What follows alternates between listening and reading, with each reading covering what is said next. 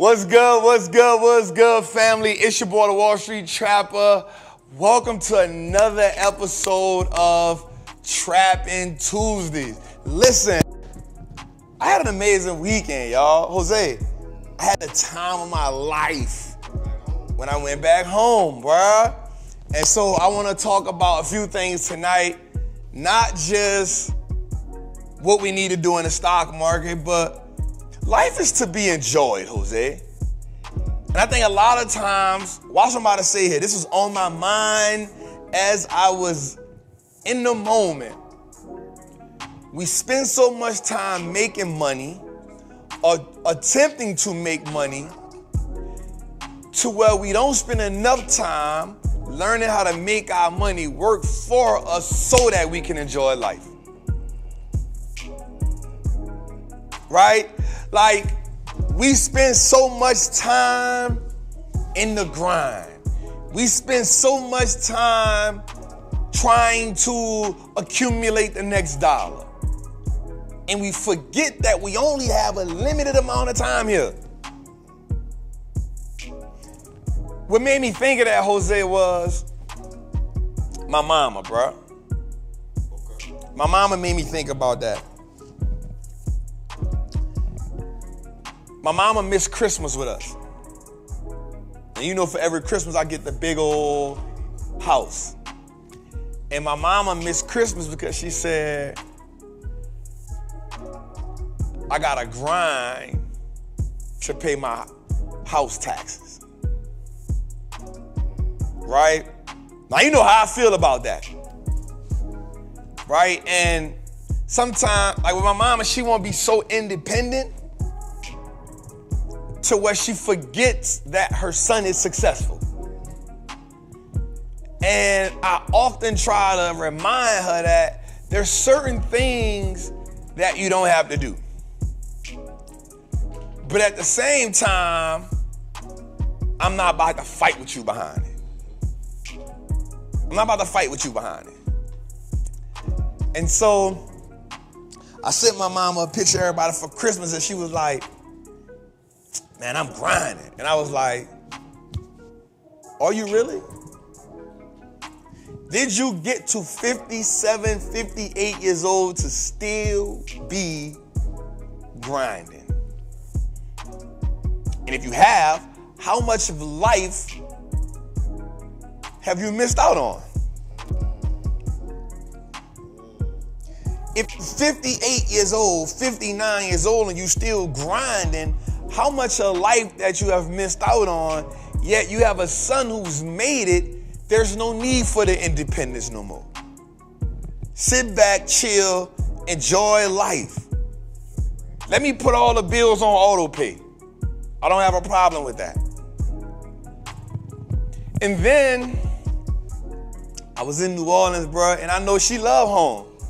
So I sent her a picture and she said, I'm too focused to pay attention to that right now. It was just a video. It's just a video. And then I told her, I said, Mom, every conversation we have does not have to revolve around money. I don't need to know how you grinding and how you operating, because you have a son who has made it. And then she always refers back to my grandmother and how hard my grandmother worked. And I said, and guess what? She worked herself to a grave. Am I lying, George? And she passed away at 56. She worked herself to a grave.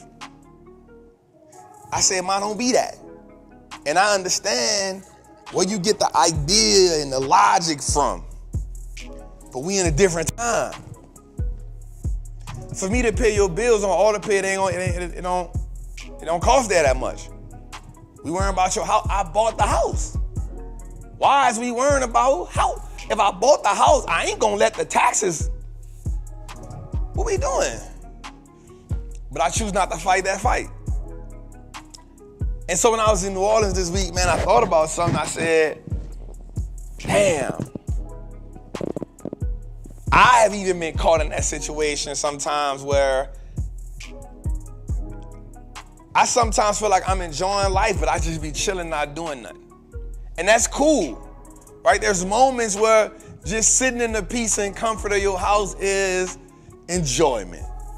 But yesterday, just being in my city, bro, Sunday, just being engulfed in the culture that made New Orleans, that made me, being in that did something for me. And I was like, damn, I enjoy this. Like chilling with my homies who I hadn't chilled with, and we haven't did what we did in years. Like we went out 3 days in a row. You know what I'm saying? Shout out to my brother Larry Morrow, man. Went out 3 days in a row, bro. No bull, BS, no nothing. Just enjoying being around my people. And it brought me to the conclusion.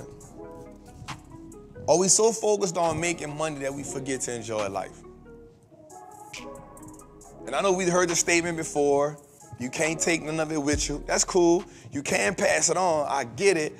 But don't forget to enjoy this journey that you have. I was watching Cat Williams the other day, man. And I used to always watch his old ones. So he got this one thing he talk about weed. And he said, weed is an effing drug. He said, you can have all the bills in the world. Do you hit that weed? You be like, man, F them bills. Now I got a whole bunch of candles I've been waiting to light up. And in essence, what happens is, at some point in our life, Jose, we need an F it moment. A moment where you say, man, I ain't worrying about them bills. Because here's what I know, bro. Up until this moment right now, God ain't never let us down. Up until this moment right now, God has helped you get through every situation. And for somebody that's watching right now, God is actually helping you get through a situation right now. The problem why it's taking you so long and you're so frustrated is because you keep moving God out the way and you keep trying to do it by yourself.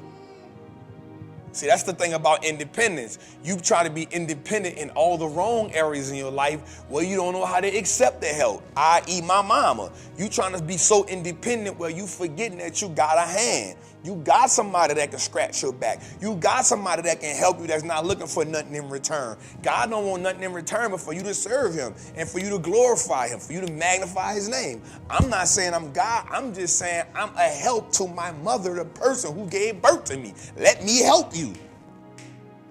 And so some of us sometimes on the journey, you got somebody that's trying to help you in your life, but you got so much trauma and you so stuck on your own independence to where you don't even much need the help. And it reminds me of a story or a folk tale I heard one time where a man fell out the boat and he prayed to God to help him, and a helicopter came. And the helicopter came and he said, nah, God gonna help me. Then a boat came. He said, nah, God gonna help me. Then something else came. He said, God gonna help me. Then he drowned. And God said, what happened? He said, well, I was waiting for you to help me. God said, what?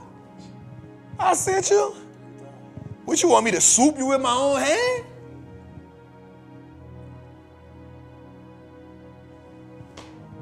And so for me, I just want us to understand that on a journey to accumulating wealth, on a journey to living out your wildest dreams, on a journey to putting the blueprint together for generational wealth, I want you to take a moment this year in 2024 and say, I will enjoy this life.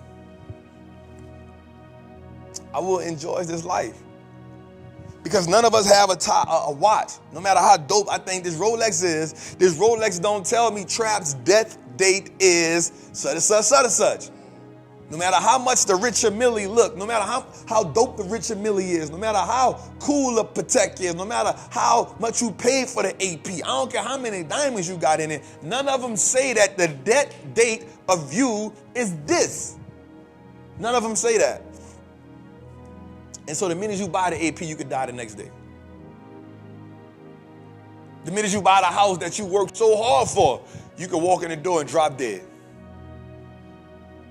This isn't to scare you, this is real facts. I heard my mentor E.T. say, you can eat all the healthy food you want. You ain't gonna live to 200. You ain't gonna live to 200. You might get a good 100 out that thing. If you blessed.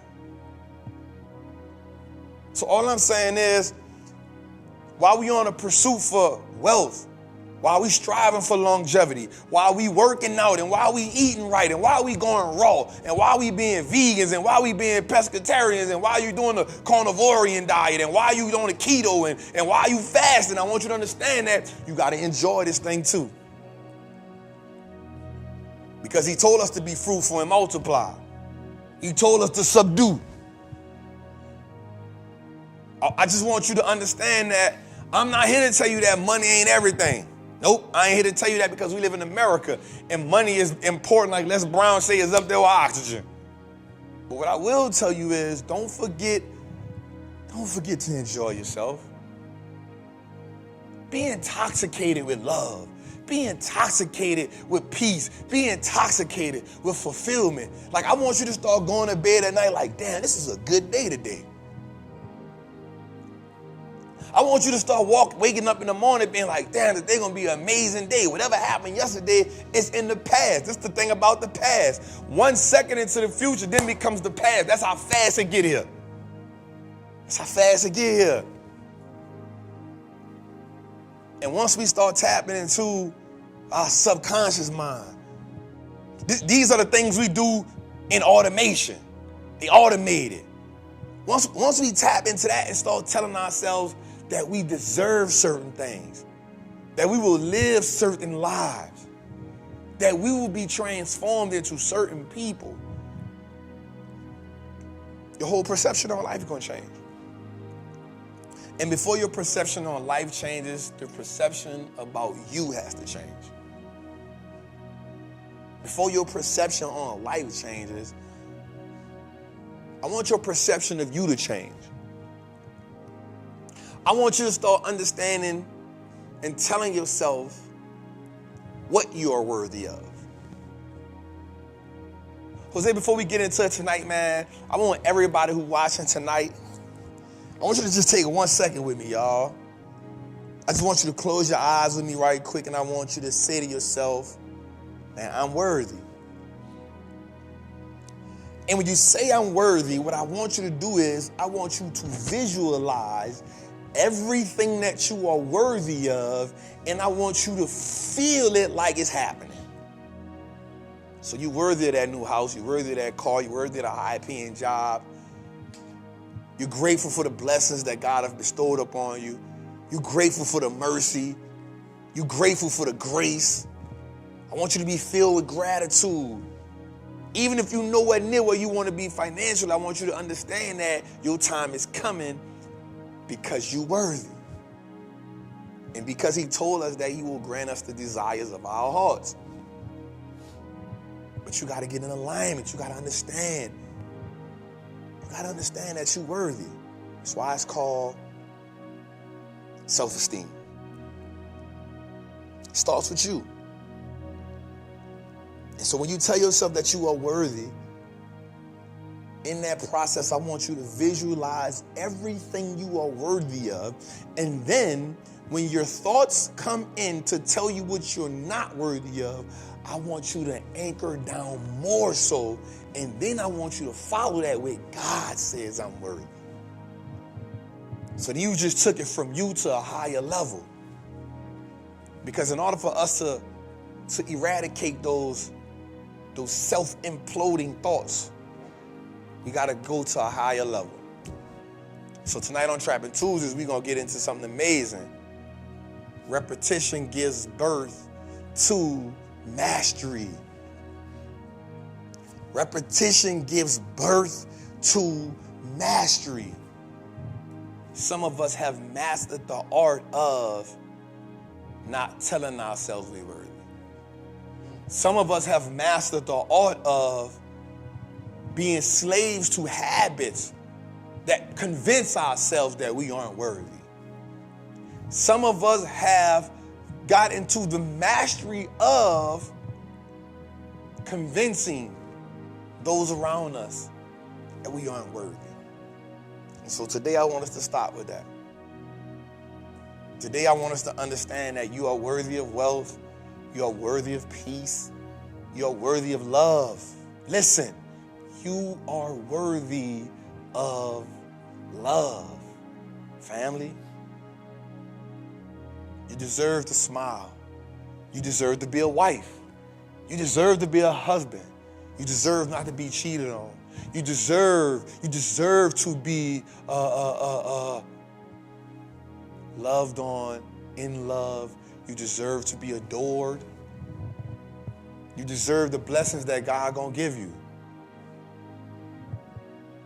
You deserve to be here tonight to get the information that's going to change your life. You deserve to be a millionaire. You deserve to be a multi-millionaire. But you got to put some other things in repetition.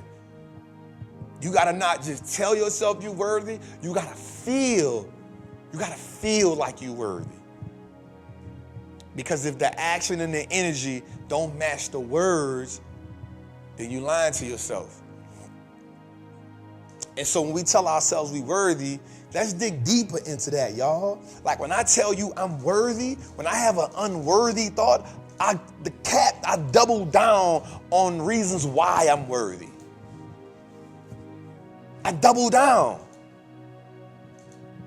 When people tell me, man, Trap, you a scammer, I don't let that fall into my heart because I know that I have done everything and I'm doing everything. I'm in my DM still trying to answer people. I go into the comments on my ass to try to help people. I don't let other people fertilize their bad thoughts on me. I am not soil for bad comments. I am not soil. I am not ground.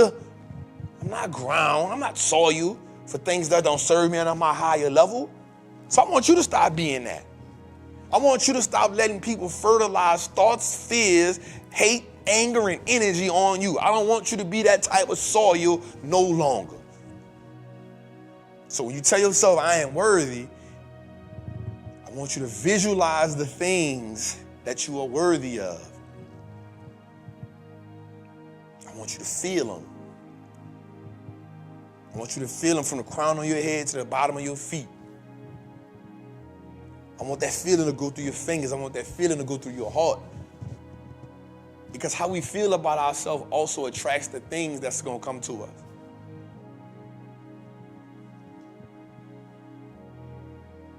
So I want you to know that you're worthy. Tonight on Trappin' Tuesdays, we're going to talk about how repetition gives birth to mastery.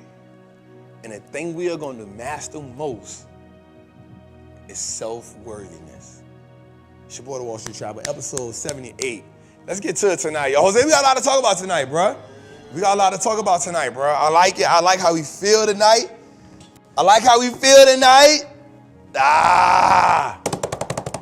Jose, how you feel, dog? Man, We back. We was out for some time. We was enjoying life. We had a good time, man. Let's shout out some of our people, Jose. So we got 1,600 likes in the chat. Let's get it up. We like me 1,600 viewers.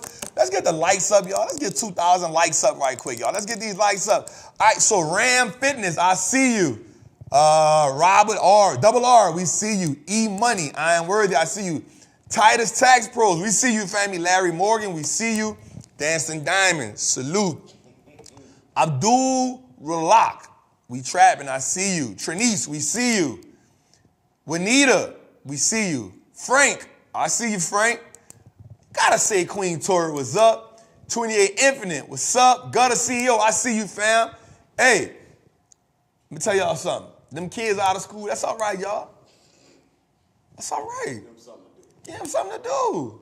I saw somebody say that the kids keep being out of school, that's why they don't know 5 plus 5. I say, no, they don't know 5 plus 5 because you ain't teaching them nothing at home. You ain't teaching them nothing at home. You got to teach them something at home. You got to, home is for more than putting them in the shower, putting them on the iPad and telling them to go to sleep. Home is more than that. Home is where you set the boundaries at. Home is where you give the kid, like my daughter be at home, we be getting to it at home, bro. I love when she home. I ain't gonna lie, like more time I get to cuddle with her. I love cuddling with my child. I ain't gonna lie. She get up under me like a little, a little kangaroo got the little pouch.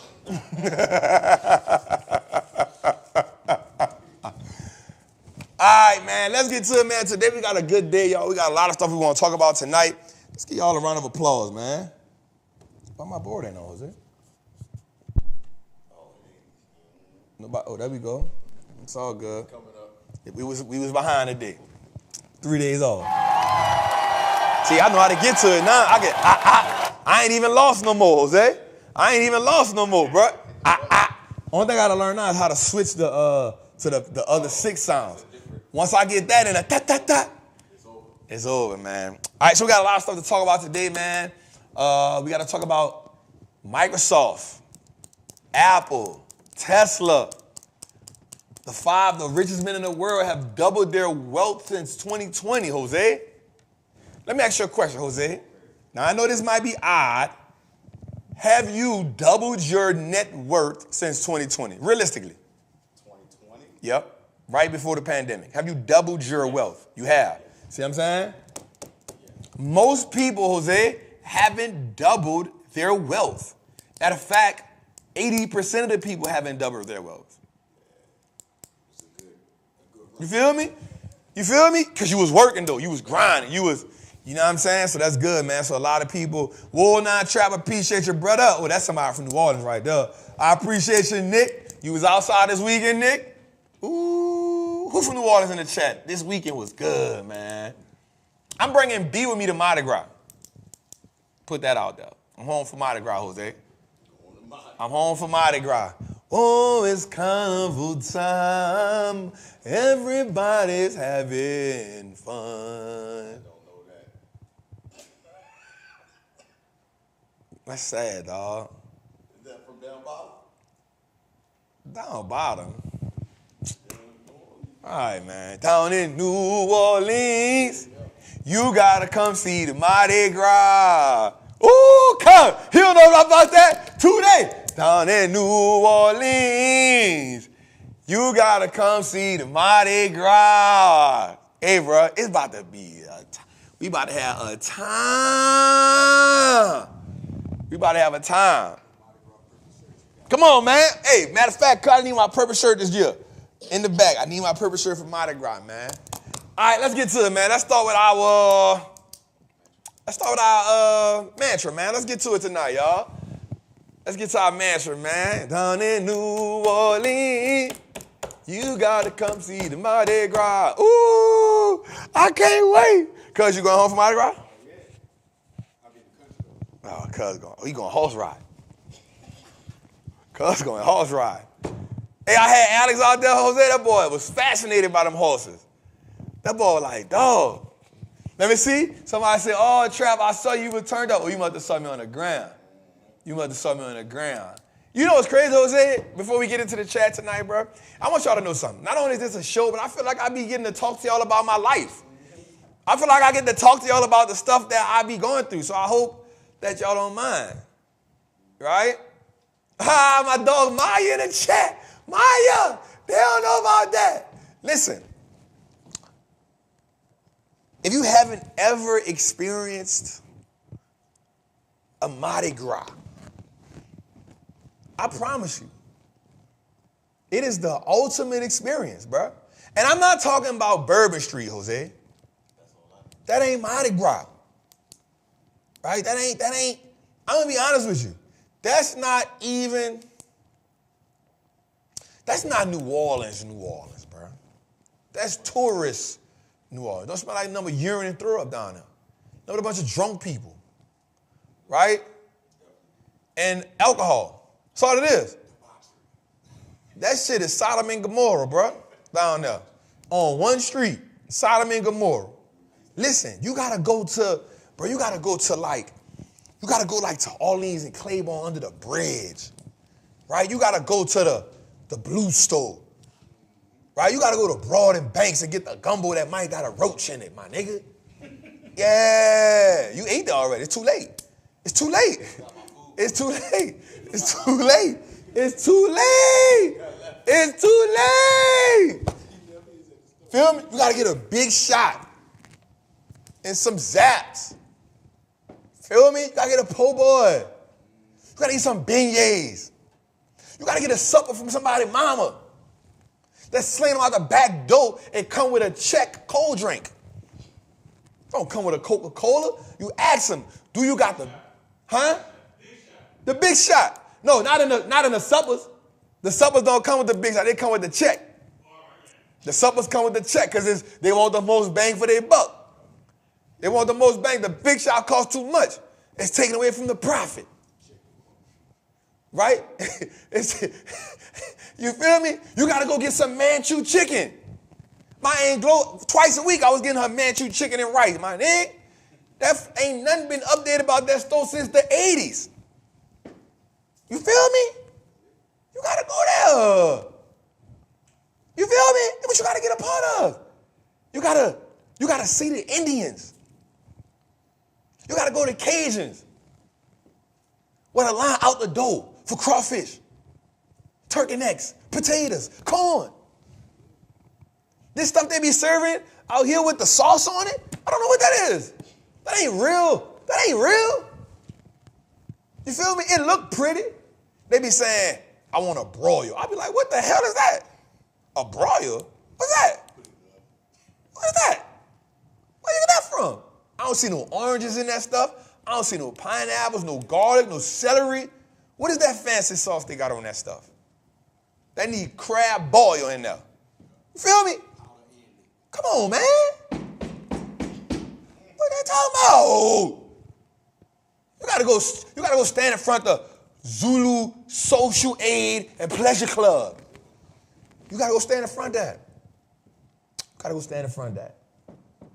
You ain't been to New Orleans until you saw a commercial that said, I am Morris Bart and I'm on your side. Come on, man. Come on. You got to listen to a couple R&B songs with the beat. Love of my life, my soulmate.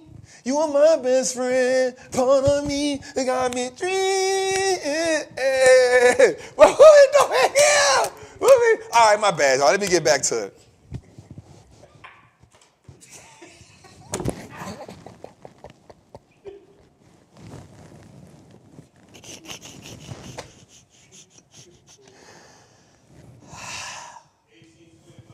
$18.25, too late.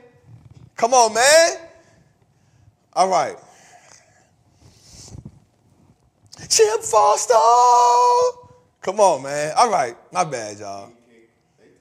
It's king cake season. Come on, man. I'm going to bring a king cake to the show. I'm going to order us a king cake. I'm going to go home. I'm going to get somebody to send me one from Randozzi's. Randozzi's, cuz. Come on, cuz. I got to get them one. I got to get them one. And here's what we going to do, cuz. Whoever get the baby got to go get us another one. That's the rule, but we going to let Jose and them do it. So now, Jose, if you get the baby, you got to go back to New Orleans and get us a king cake. Like a baby inside? It's a plastic baby. Yes, sir. It's tradition. And if you get the baby, Jose, you got to go fly to New Orleans. Like you drive to Maryland. You got to go get a Brandon. You too. Yes, sir. Lil one. You too. Yes, sir. So if you get the baby, you got to go drive to New Orleans and get us another one. And come back. Yes, sir. What window of time? Before it's season over. King cakes ain't no good outside of king cake season. We want them in, so you got 2 weeks. Down in New Orleans, you gotta come see the Mardi Gras. All right, let me go, man. Let's go, y'all. Let's go. Mardi Gras episode coming up. And bro, I love y'all. We do got a Mardi Gras episode. I love y'all. We got a Mardi Gras episode coming, you hear me? All right, man, let's get to the show, man. I apologize. We 20 minutes in, 33 minutes in. Tootie gonna be honking the horn in a few. You know what I'm saying? So, all right, man. That's a fact. Not the Walmart ones. Either you got to go to the bakery. You got to go to Randozzi's. He gonna know. I'm gonna give him clear, precise instructions. And you got to go to Randozzi's early in the morning. You got to go out there at 6 o'clock. You got to go stand in that line at 6 o'clock because they sell out by 9. By 9:30, they sold out. Or you could go to the Italian bakery, too, the one in Uptown. They good, too. Yeah, the Italian people Uptown, they good, too. I ain't going to lie. They good, too. Damn. Down in New Orleans, you gotta come see the Mardi Gras. My mama and your mama was sitting by the fire. My mama told your mama we got our girl that is fire. Talking about our girl, our girl, our girl. Everywhere that we go. Come on, man, let me chill out. All right, let me go. I am.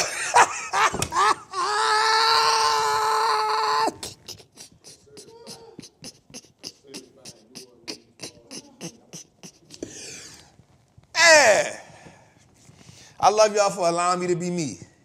If you're new to the show, it happens sometimes. Don't hold this against me. This don't happen every week. You just tuned into a week where I felt like we needed to get the energy. All right? So, let's go, y'all. It's time. It's time.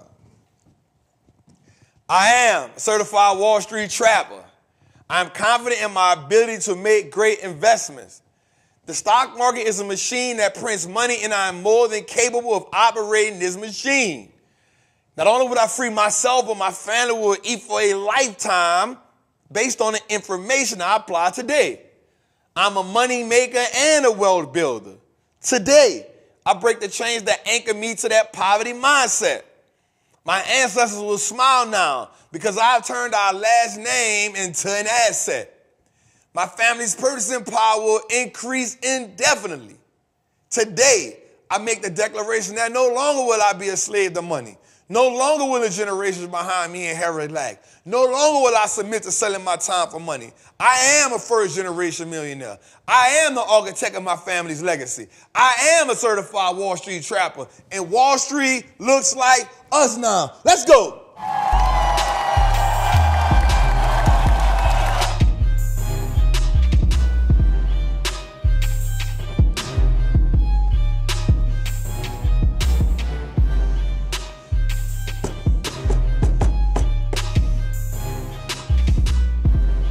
I hear you tooted, boy.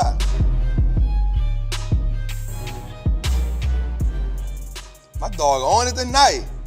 My dog on it tonight. Our dog on it tonight. My dog on it tonight. Say, Jose, this song has just been in my head, bro. This song by, let me see her name. The one I was just listening to. Anaya. That look.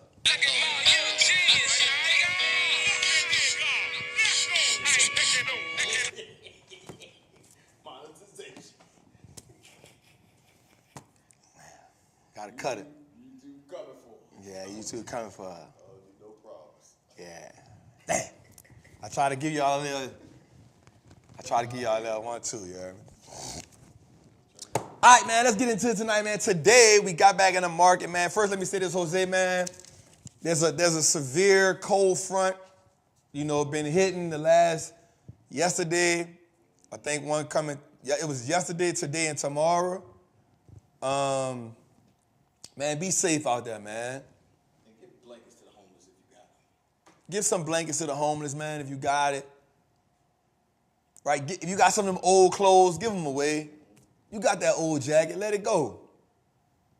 You know what I'm saying? But most importantly, man, just prepare yourself, man.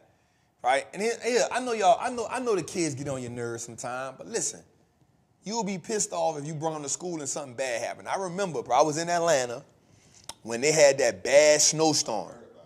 I was here, bro. I was in my apartment like, oh, that's crazy.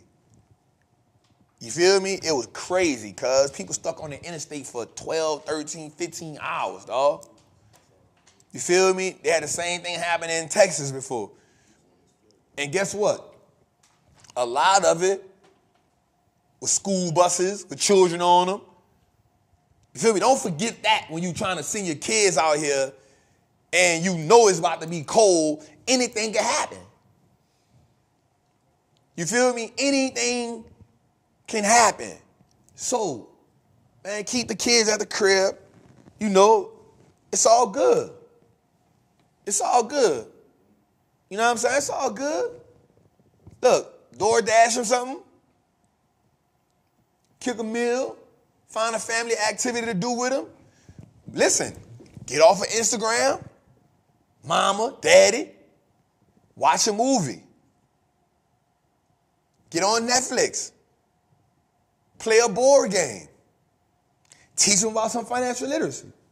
Watch an old episode of Trappin Tuesday. You feel me? Watch your old episode of Trappin Tuesday. Talk about financial literacy for a while. Reward them. Ask them what's a stock, play a game. What's a stock? They don't know. You do some points or something with it. Teach them something in this time instead of thinking about them aggravating you. I know, and listen, here's what I do understand. You got a lot going on as a parent. Parenting ain't easy. There ain't really no rule book for it. The kids don't know the sacrifice you make, but guess what? They don't supposed to know. And ain't their business to know. Because they ain't asked to come here. But keep making them sacrifices because as they get older, you'll see your sacrifices paying off. Now is the time where you install things in them that would change the trajectory of their life. Because here's what we do know.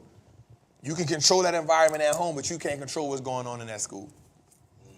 You don't know what thoughts, processes, you don't know what ideas, you don't know what, you wonder like where they come from because they be in school. Because you can't control what other kids are exposed to in their household. So when they come to school, they are a replica of what they've been exposed to in their household. And guess what? As a child, your child is an automatic sponge. So one thing I keep telling my child every day, and I don't stop telling, I've been telling her for about 5-6 years now, you a leader, not a follower. But guess what? She still do sometimes. Follow some bullshit. And I don't get mad at her. I just tell her, hey, you a leader, not a follower. That ain't what we do. We leaders. We make our own decisions. We take in the information and see if it fits us. Does it match the quality of life that we want? Does it match some of the innate things that my daddy has taught me? Does it match the principles that my daddy has taught me? If it doesn't, I'm not willing to rock with that. Somebody tell you, so somebody tell her, you're not my friend if you don't do this, or you don't love me, you don't do this, and you ask yourself, well, has my daddy ever told me that? Has my mama ever told me that? So you give them things to reflect on. You give them tools to fight the fair fight in the world because the world gonna always come at them sideways. And you gotta teach them that. So that time at home is some of the best time they can ever have. Some of that time at home, that's the pruning period. That time at home is the equivalent to the swordsman beating a knife in the fire. That time at home is where you mold and shape them mentally, physically, spiritually. You put them morals, principles, integrity. You put them in them. I asked my daughter, what's the 5 pillars that we stand on? God first, lead with love, integrity, honesty, commitment, and commitment. We stand on it. We stand on it. You a leader or a follower? I'm a leader, Daddy. It's okay if I might make mistakes. God still loves me. That's right. So in the house is where you put those things. So don't be so quick to run up to the streets. Because the streets gonna spit them up and chew them, and spit them back out. And what you'll see is, you'll see a child that you didn't know, and you keep wondering where they got it from. And it ain't that you taught it to them at home, but you left enough of an open window to where it was acceptable to the things that we're going to learn in the streets. And that's what you don't want. So give them some time. Give them some grace. Take these times at home to talk to them and be with them and install some things in them.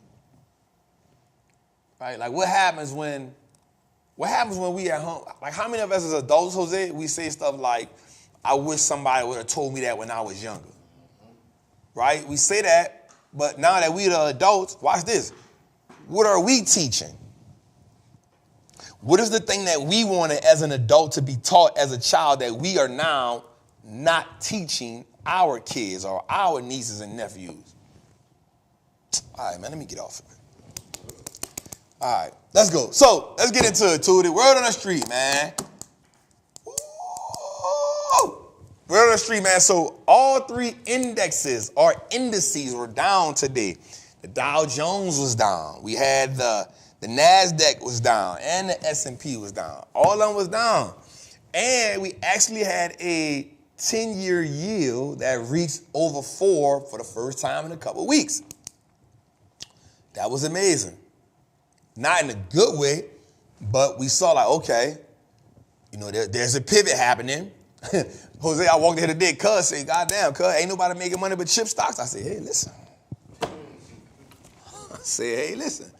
This is why when we recreated the recession portfolio, we put NVIDIA right back in the mix. We put NVIDIA right back in the mix. All right. So let's go to our winners and losers right quick, man. So we had some big winners today. Damn, Tootie, I forgot to tell you about that graphic, huh? You can snap, my bad, dog. That was on me. But we got some big winners and losers. So our big winners today was AMD. So AMD was up 8.31% today. Now watch this. I just got some news, y'all, that AMD in the after hours, AMD is up another $5, bro. It's $5 from its all-time high. I'm sorry. I wrote it in my notes. AMD is now less than $5 off its all-time high. It's at 160 right now. Biggest winner, AMD. So watch this, though. I remember I used to follow this guy on YouTube. I can't think his name. It's this white guy. This is about 2015, where AMD was $14. And he was like, the stock went down to $8. He said, I'm about to buy a whole bunch of it because people sleeping on this stock. His name was Ryan something. Now he do all kind of stuff. He don't even much be teaching stocks no more. He be teaching all kind of crazy stuff. He done went off the Richter. And he tripping. But I remember when AMD was $14, bro, and it went down to $8. And that boy was like, man, this stock is so slept on. And I remember him buying, you know, like maybe 300-400 shares or something, you hear me? And I'm wondering if he held it all that time. 2015 to 9, you talking about 9's at 160, you got it at $8, bro? Oh my God, if I die, I'm a legend. Damn, dog. Bro, yep, 2015, 16 to 17, 18, 19, 21, 2, 3, 4, bro. And here's the thing. The last 3 years, it's been, so bro, damn, bro. That's crazy. That's crazy. So watch this. Here's some stocks that hit all-time high at some point today. Let me give you a list of stocks. Write these down. Microsoft, at some point today, hit all-time high. NVIDIA, at some point today, hit all-time high. Costco, Eli Lilly, ANET, Allstate, Dropbox, Datadog, Digital Realty, Domino's Pizza, Equinox, Elf Beauty, Fair Isaac.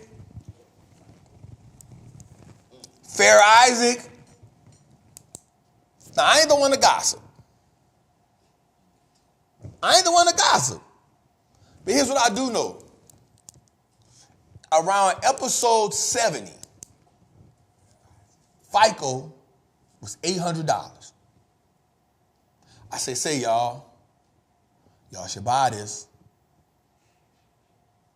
Man, Trap, ain't nobody spending that much money on no stock. All right. I put it in my lump because I didn't have no more room for it in the recession portfolio. Guess what I wouldn't put it at? About like 60 of them. Guess what it is right now? 12 something. 12 something. 12 something. You know why? Because the credit people gonna eat regardless. They don't care what it is. I don't care if it's a recession, depression, economic downfall. I don't care if it's the fall of America. I got your credit score.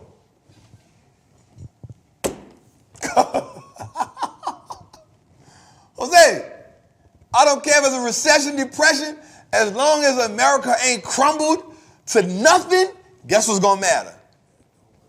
That credit score.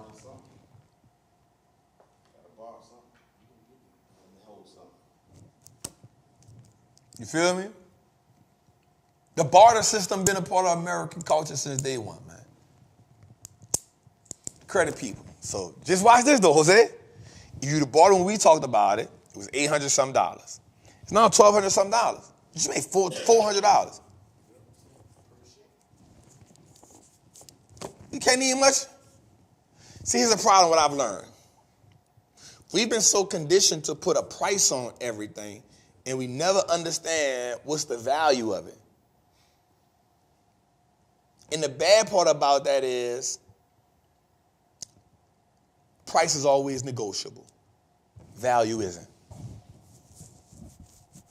My value is not negotiable. My price is. So even when I hear entrepreneurs say that, my price is non-negotiable. With the right value, it should be. If somebody present me with watch this, I'm going to tell you how it's non-negotiable. I'm going to tell you how my price is negotiable. And I don't believe that. Right? I think people teach entrepreneurship from a cookie cutter approach, Jose. Watch this. We did speaking engagements for free because we saw the value in the engagement. But we still charged the NFL $25,000. But I went on tour for with ET for free, and I paid for me and my people. So my price is negotiable. My price is negotiable, but the value ain't. You feel me? And here's why. Being on a 5-thing tour with ET actually increased my price and my value. Because after ET, I went to 30. I was at 25. Since then, LaShawna has booked us for $30,000 twice. My price is negotiable, my value not. So I think people need to learn the difference in that concept. Jose, his price is always negotiable. His value ain't. I remember Jose used to do stuff for me for free. I saw immense amount of value in that. And just because he did it for free, he didn't give me second-tier content. He still gave me top quality Jose level content. He still was helping me. Yeah, we can tweak this, we can do that. You know why? When I came to the network, the first person I came to. I had the network idea, then I said, Jose.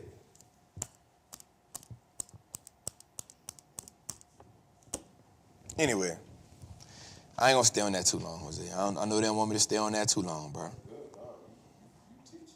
You feel me? I think people need to understand things like that. All right, so let me go a little further to our winners. So we had Western Digital. AutoZone was up 3.9% today. O'Reilly Automotive. O'Reilly's Auto Parts. Come on, man. You know that's the part of it, Jose. What we doing here, bro? Stop playing, dog. All right. Somebody said, dog, it really be gems in between the stock segment. Thank you for that. Thank you for that. You know why, Jose? Because I've listened to a lot of stock shows. And I'm not gonna lie. They good, but they boring. Bro, they so boring. The reason why I can listen to it is because, it's what I listen to, so I'll sit there and watch. But bruh, they are boring. They're boring. As a matter of fact, y'all, we are number 85 on the Chartable, yo. I need y'all to go like and subscribe to as many as y'all can, man. We going for that top 5 spot this year. We going for that top 5.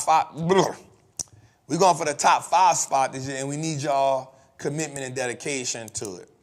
And so that's what we try to do here, man. We try to, I know some people like, Trap, get to the stocks. But even when I think stock, I don't just think stocks. I think how I'm navigating through it. So it's life lessons, it's stocks, it's financial literacy, it's laughing, it's entertainment. We try to do a lot of stuff in here at one time. Because if I just talk stock without being trapped, I would be just like everybody else. And I do it without belittling anybody. I do it, you know what I'm saying? So I just want people to have a good time while they're here, bro. You know, I want to make it worthwhile because I know you had a long day today. All right, so watch this. The S&P losers. Boeing, First Solar, Johnson Controls, General Holdings, and Analysis. Now watch this, Jose. We talked about this a while back. We talked about this last episode about Boeing. And somebody asked me, no, I said, it's the difference between a damaged stock and a damaged company. I think, personal opinion, based off what I see, I think Boeing is a damaged company. Now, to its strength, Jose, it is part of a duopoly. In case y'all don't know what a duopoly is, it's when two companies hold the majority stake of an industry, right? So there's only two companies that make airplanes on a big scale, Boeing and Airbus. So you ain't really got nowhere else to go at. So what I will tell people from my perspective now here's what people like to say, and I'm not mad at you for thinking this. Trap, Boeing down 7% today, it was down 8%, It's Airbus. So some people saying, Trap, Boeing down 8% today, it was down Friday, this could be a buying opportunity. Yes, it could be. But in my perspective, when it comes to that, I think that this company is damaged because this is the second situation similar to this they had in the last 5 years. And it might be the third in the last 10 years. Remember the plane crash because of the black box situation? That was one. They had a manufacturer on the 737 before, and now they had, a manufacturing issue on it before when they stopped it, and now they're having a door fly off the goddamn plane. Right? For me, I don't think we should be in love with no companies. What I think we should do is, if we see that this industry is not a profitable industry, if we see that this industry isn't a growing industry, we don't want to be there.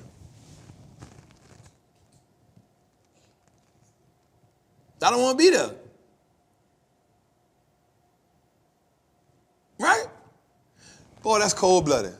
Somebody said, with being inside the plane, that the door flew off be inside of trading. I like that. I see what you did there, boy.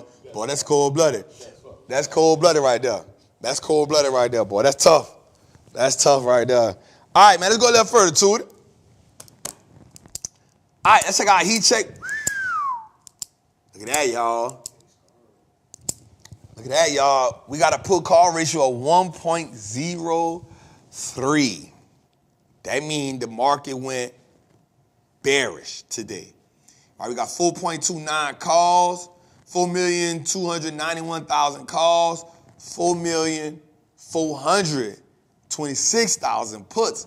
The market was in. Now, for all my people, I want y'all to pay attention to this. We got to watch that 10-year. It's inching. We got to watch that 10-year, y'all. It's inching. Yo, Trap, let me out. Let's go a little further. 2 days. All right, let's check out our heat map first. Let's look at our heat map. So look, cuz you was kind of right. NVIDIA. Ooh, look at AMD with 8.31%. But here's a sleeper. See that MU, that micron? A micron? That's a sleeper, cuz. That's a sleeper. So guess what? That's one of the first companies that's getting a lot of money to build a plant in the United States. They're one of the first ones to get that money to build that plant. Let's see, we got, here we go right here, look. O'Reilly's, AutoZone, ooh, they green. They bright green too. That mean they get money, they got money. Look at Disney. Disney did a little good today, okay. Verizon, don't sleep on this company right here, Cadence Designs. These two companies today, Palo Alto, watch them synopsis. That's good right there. We like it. We like it. We like it. Nike down. Lululemon down. TJ Maxx down. Berkshire was up. Man, you know somebody, I forgot the investor name. They might be trying to do a activist investor run on Berkshire. So activist investment when somebody comes in and say, you're not running the company right, we're gonna take over, we think you should do some things different. I think they're trying to run an activist campaign saying, this cold-blooded, bro. I hope y'all don't take this wrong, bro. Wealthy people, bro, they ruthless, bro. They ruthless, bro. They don't care about nothing but money. Them people telling Warren Buffett, bro, you about to die. Who you putting in place? That's cool. Bro, that's cold-blooded, dog. That's what they're running the campaign on. An activist investing campaign is when you say that a big investor comes in and says, you're not running this company right. Well, they not saying that. They coming in saying, who you putting in place when you get out? If we don't like who you putting in place, yo. Bro, this man just lost his best friend, dog. Bruh, the man just lost his best friend. For 70 years, 60 years, however long they been cool. They like, nah, bro. He gone. Shit, we might get another 18 days out you. Boy, that's cold-blooded, bro. But these people greedy, bro. Bro, these people don't care about nothing, bro. They ruthless. That's Berkshire, bro. That's Buffett. How you gonna do that man that?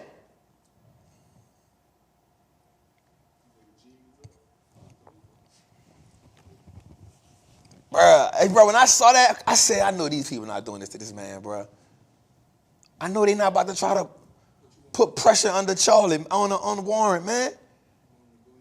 But they treating it like, you know how when married couples are, like once the spouse dies, you feel like, I think that's how they trying to treat my dog. I put my heart on it. Damn, dog. Bro. Bruh, when I saw that report come across I said, I know they lying. I had to read that. I know. So here's the thing. I'm not going to lie. Because I understand them. Now, you can take them however you want. I ain't saying no name, race, color, or creed. So I'm good, huh, Jose? Am I good? All right. I know them. And they don't give a damn who you is. All they know is you about to get out of here and I got millions, hundreds of millions in this company and I need to know that when you go, I'm good. So we need to put him in the forefront now. We need to make him run it now. While you here. Because if I don't like him, he gonna go and you gonna go. Boy, that's cold-blooded, boy. Dog. Let me out. Damn. You can't do the OG that, man. Anyway, that's what we got going on, man. How y'all feeling in the chat, man? How y'all feeling in the chat? How y'all feeling in the chat? All right, man, let's go a little further, Tootie. Give me a little more, man. Let's go a little further, Tootie. All right, let's look at the recession portfolio, y'all.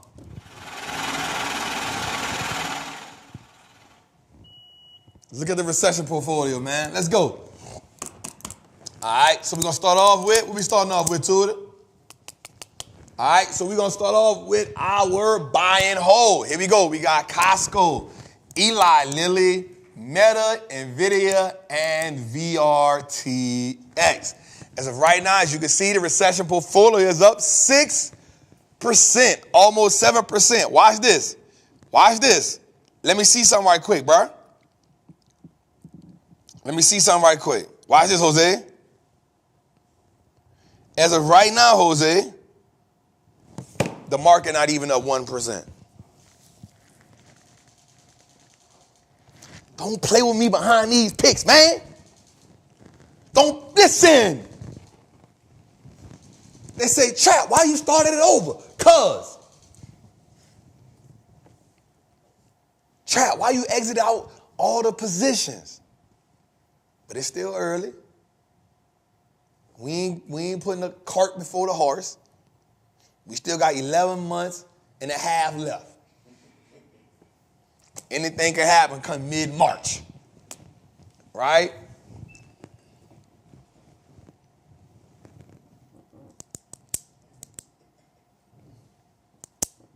We up 7% almost.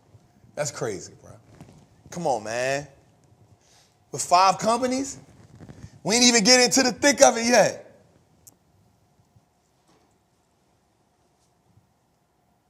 We ain't even get up to the thick of it yet. You feel me? We ain't get to the thick of it yet.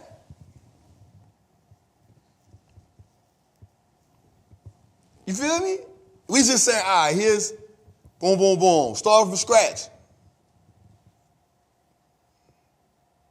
Trap, did you add to Tesla? You see the 5 company? What is this the 5 company?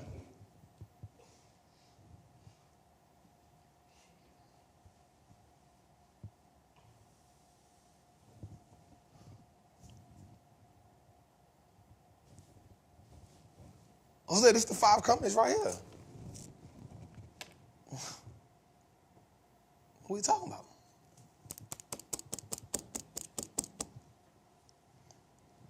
Trap, how much you get that crystal ball from? I don't got a crystal ball. I got triple beam. I keep trying to tell y'all. I got a triple beam. Y'all see mine every week on the show. It's sitting right here. Triple beam sitting on right here. It's triple beam is sitting right. Let's go a little further, Tudor. All right, let's look at our options portfolio. So we got the Amazon call. Let me.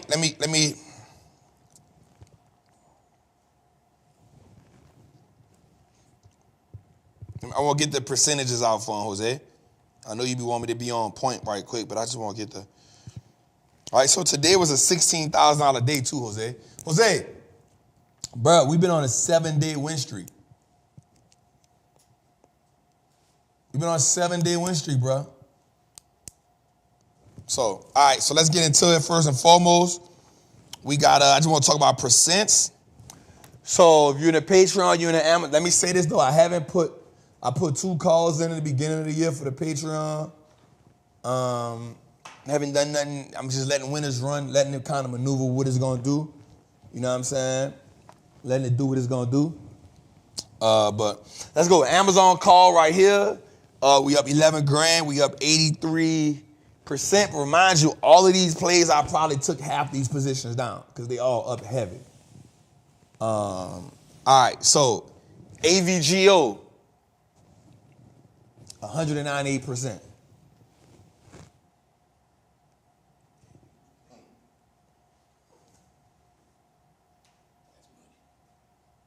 Let me flip our money 2 times.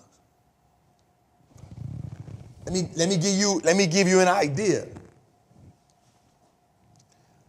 I'm up 35,000. When I hit 100%, I took half. I took my first half out. So you had 198% after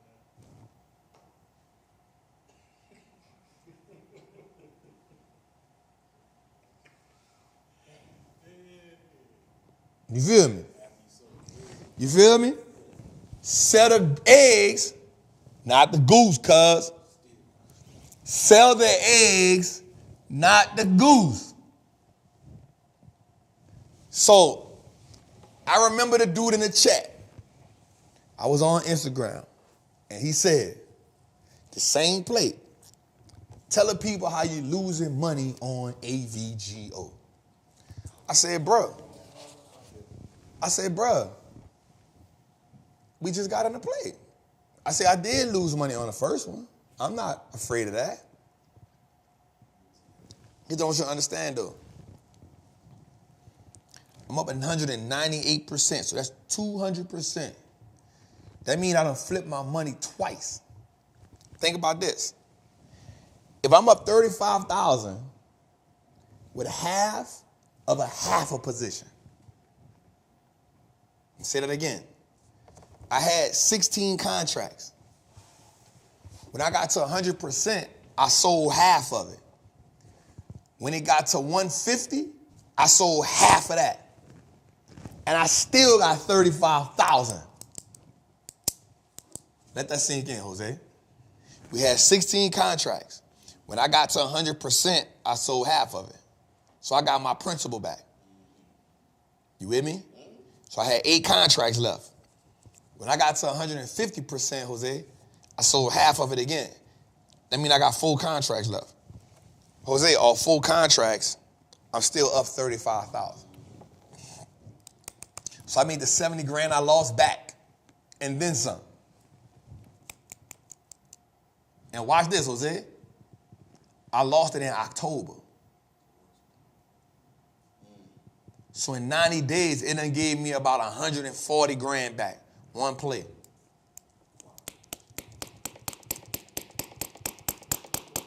So we talking about November, December, January. 90 days. 90 days, bruh. Depending on the day, might not even be a whole 90 yet. Depending on the day, not even the 90 days yet, bruh. It done gave me my 70 grand back plus some. What Malik said, hey, what Malik said, come on, man. You gotta love this game. You gotta love this game. Now, I'm gonna be real with you. I got some people that was still in the first AVGO play.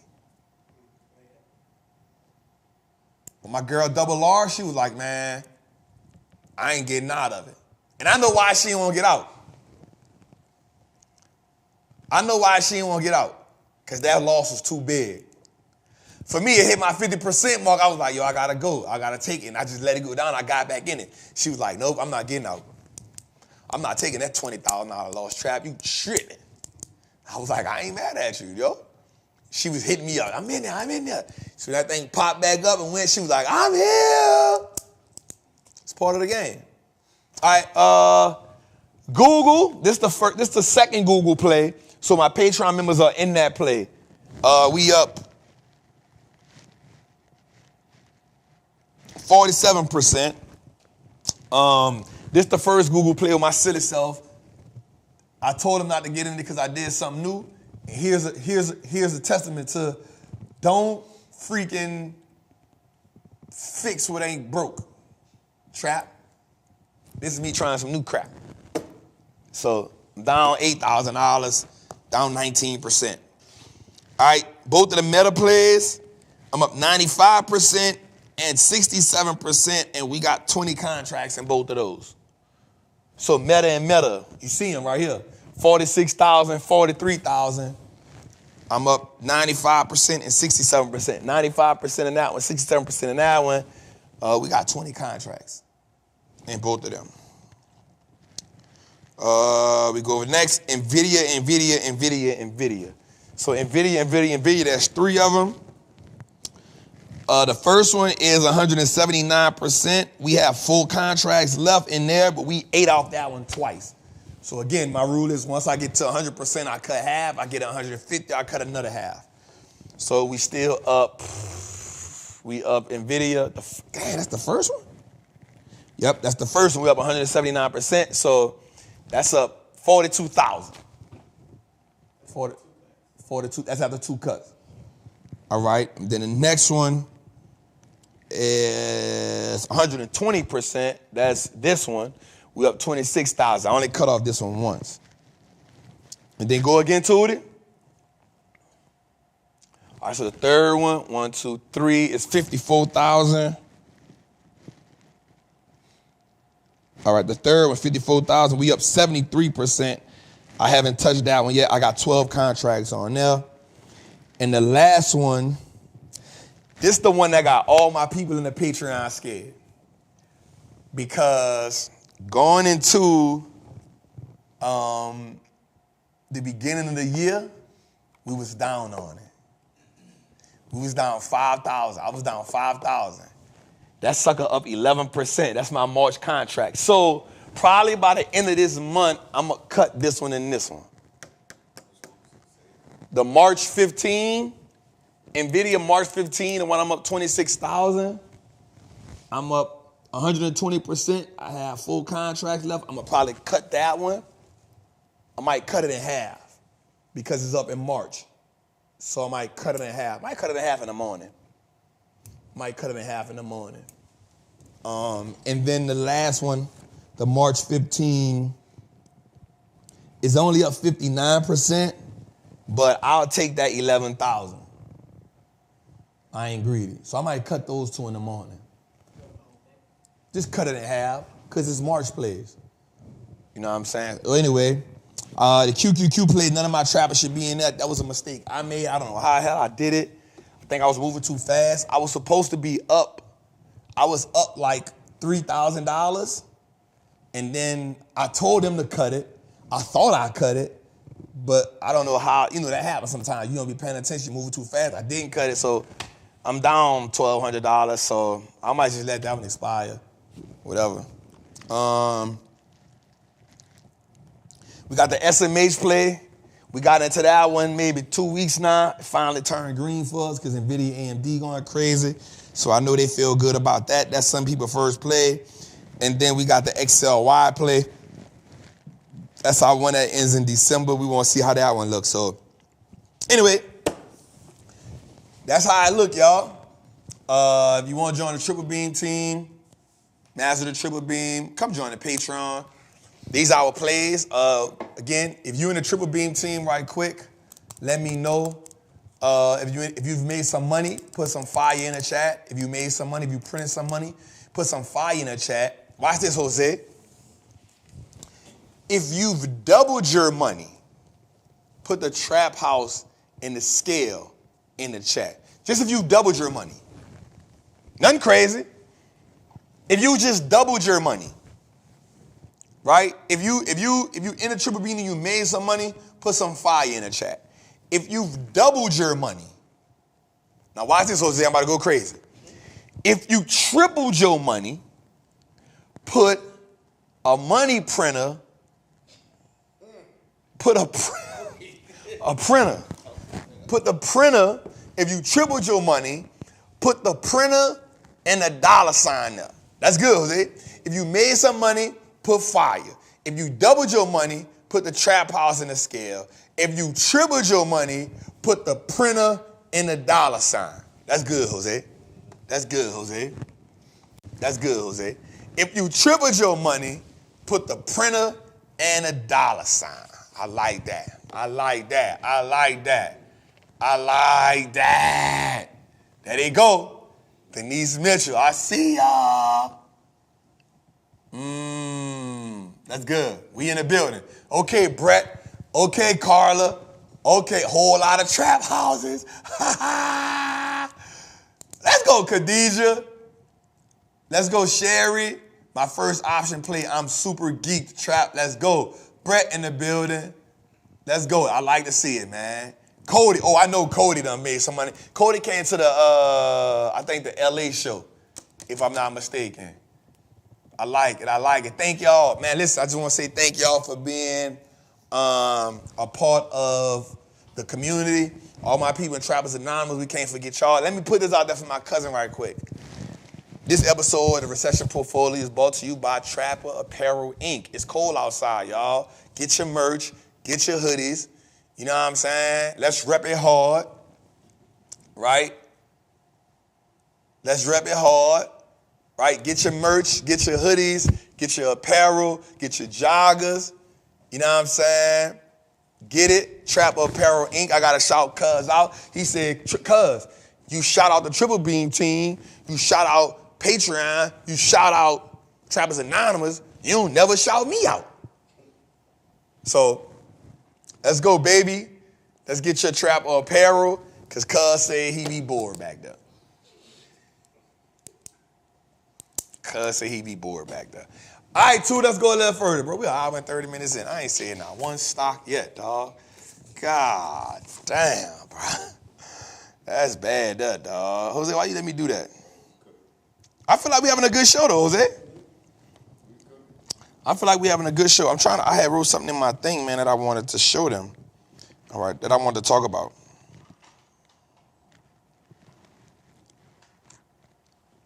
Okay, here we go, right here. This is something I want to talk about before we get into this AI threats. Watch this.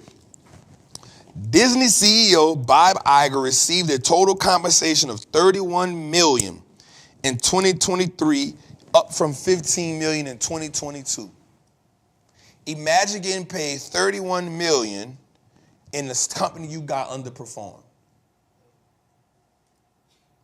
So let's look at what Disney did in 2023. This is what I'm talking about, right? And he had the nerve to come on TV and tell the writers they being absurd. In 2023, Disney performed minus 7%. In 2023, Disney performed 7.37%, and he got $31.6 million in total compensation. In 2022, he got $15 million. Here's what I'm saying. He getting paid millions of dollars to lose your money.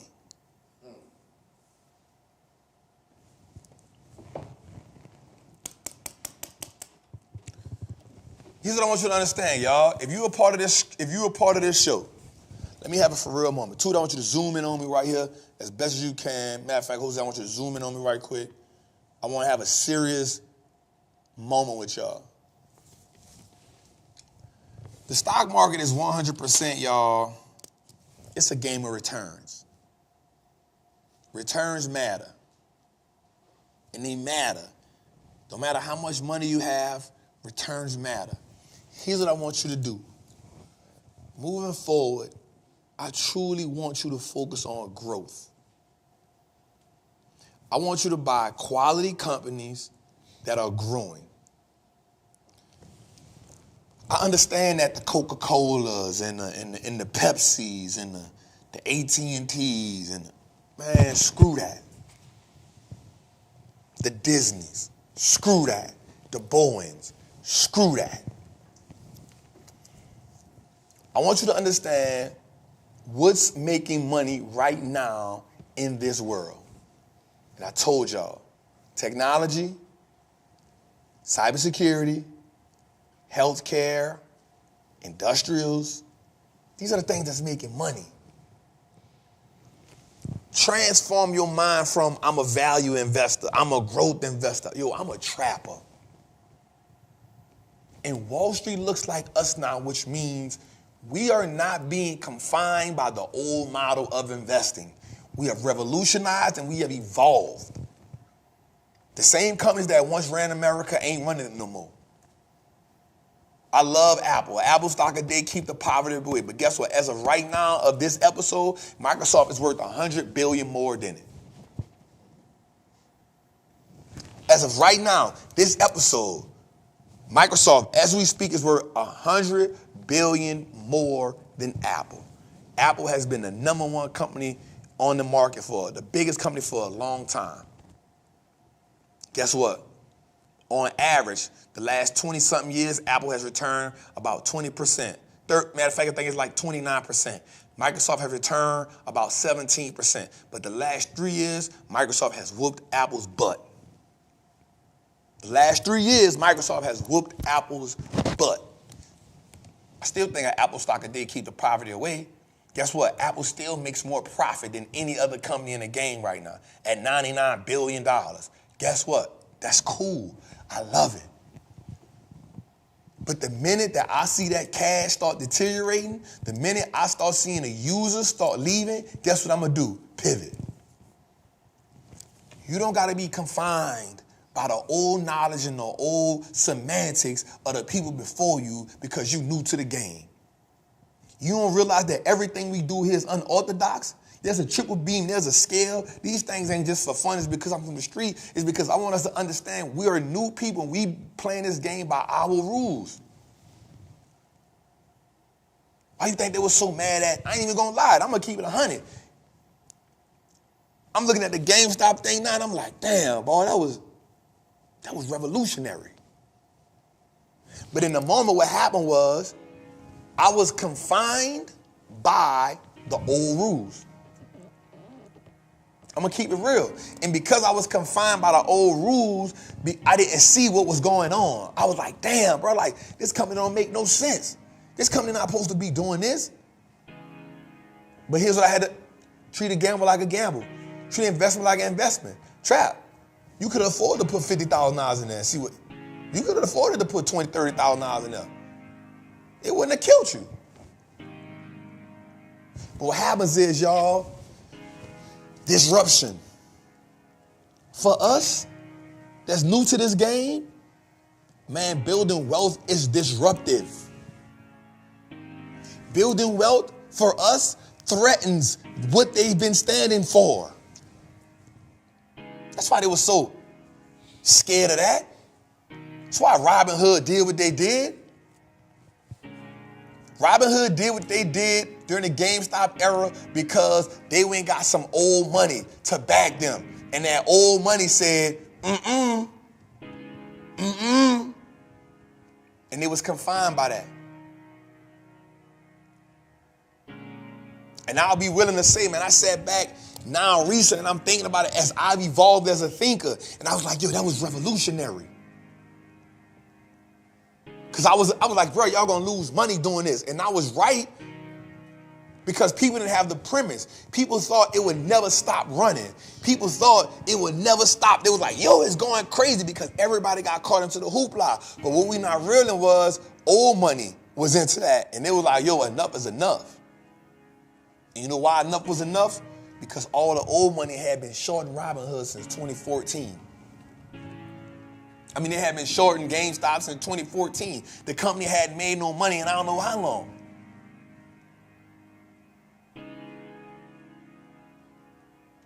Building wealth for us in this generation is disruptive, y'all. And I'm going to go a little further. Building wealth for black and brown people in America is 100% disruptive.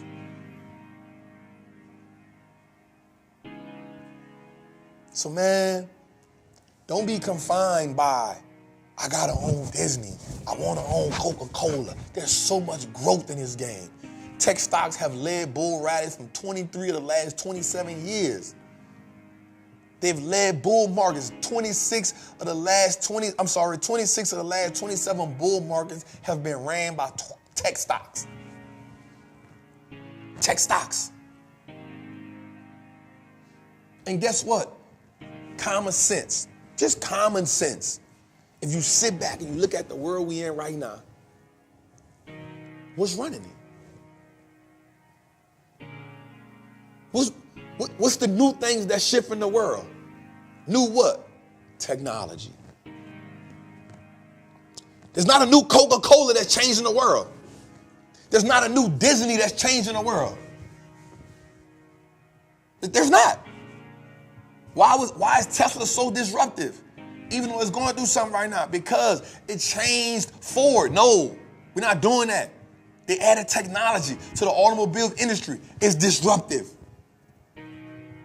Jenny Craig, Weight Watchers. Why they ain't making no money? Guess why Eli Lilly going crazy? You know why? Because taking a weight loss shot is disruptive. Whether we like it or not. Find the disruptive industries.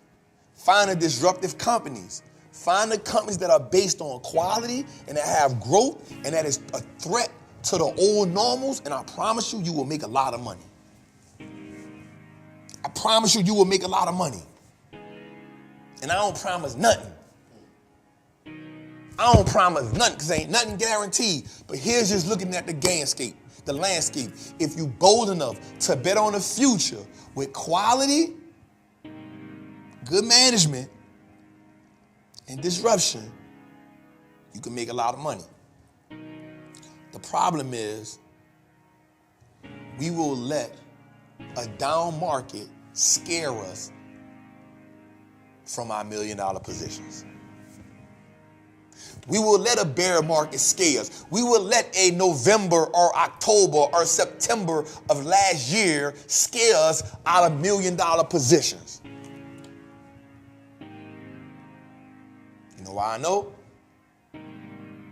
Because had I not been in that Patreon, had I not been going live with my people, had I not been talking to my people in Trappers Anonymous, they would have got out of their positions.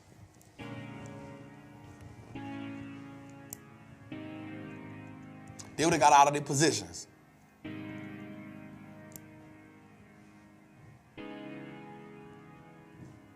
a company with a whole bunch of cash ain't about to go bankrupt no time soon. I just want us to understand that there's a shift happening. Man, I don't care if crypto come skyrocket through the world. Guess what? I'm going to own some of that too, but here's what I'm going to also own. I'm going to own equity in the companies that are reshaping America. And I don't got nothing against crypto. I buy Bitcoin, I buy Ethereum. But here's what I know.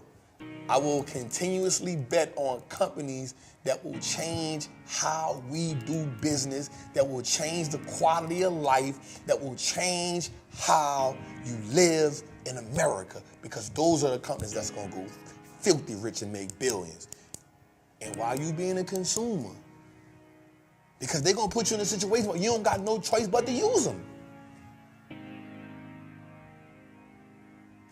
So if you're going to consume it, you might as well own it. And if you're going to own it, you might as well try to own as much of it as you can.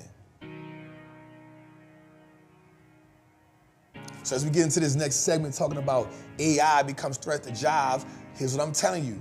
Bob Iger just paid $31 million in 2023 for a company that performed 7-7.30%. And in the last 5 years, Disney is down 16.76%. In the last 5 years, Disney is down 16.75%. Why are we getting paid $31 million?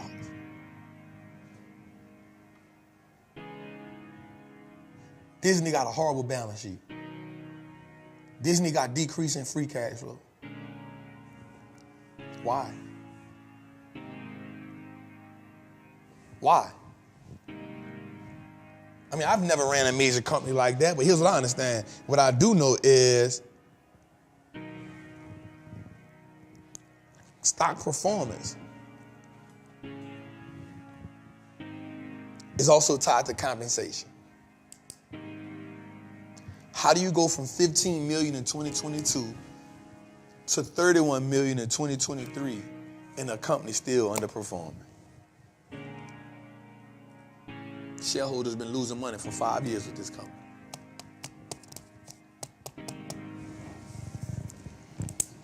All right. That's all right, huh, Jose? All right, so check it out. AI threatens to lose jobs. AI threat to jobs by the numbers, right? So here's what I want you to understand. So if you don't know what the IMF is, the International Monetary Fund, they understand, they come to us and they break down job growth. They come to us and tell us how the world going to expand.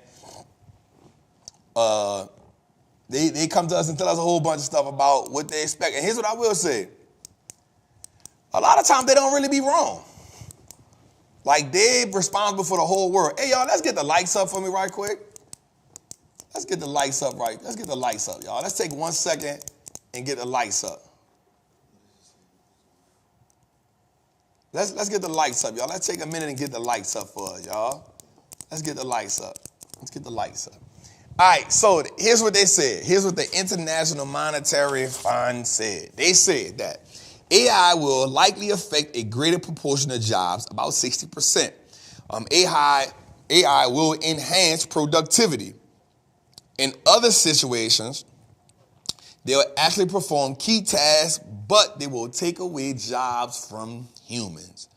Lower job demand will be affected, the wages will be affected, and jobs will be eradicated. IMF also says that about 36% of jobs will be hit by low income. Also, Goldman Sachs said AI in 2024 will take about 300 million jobs.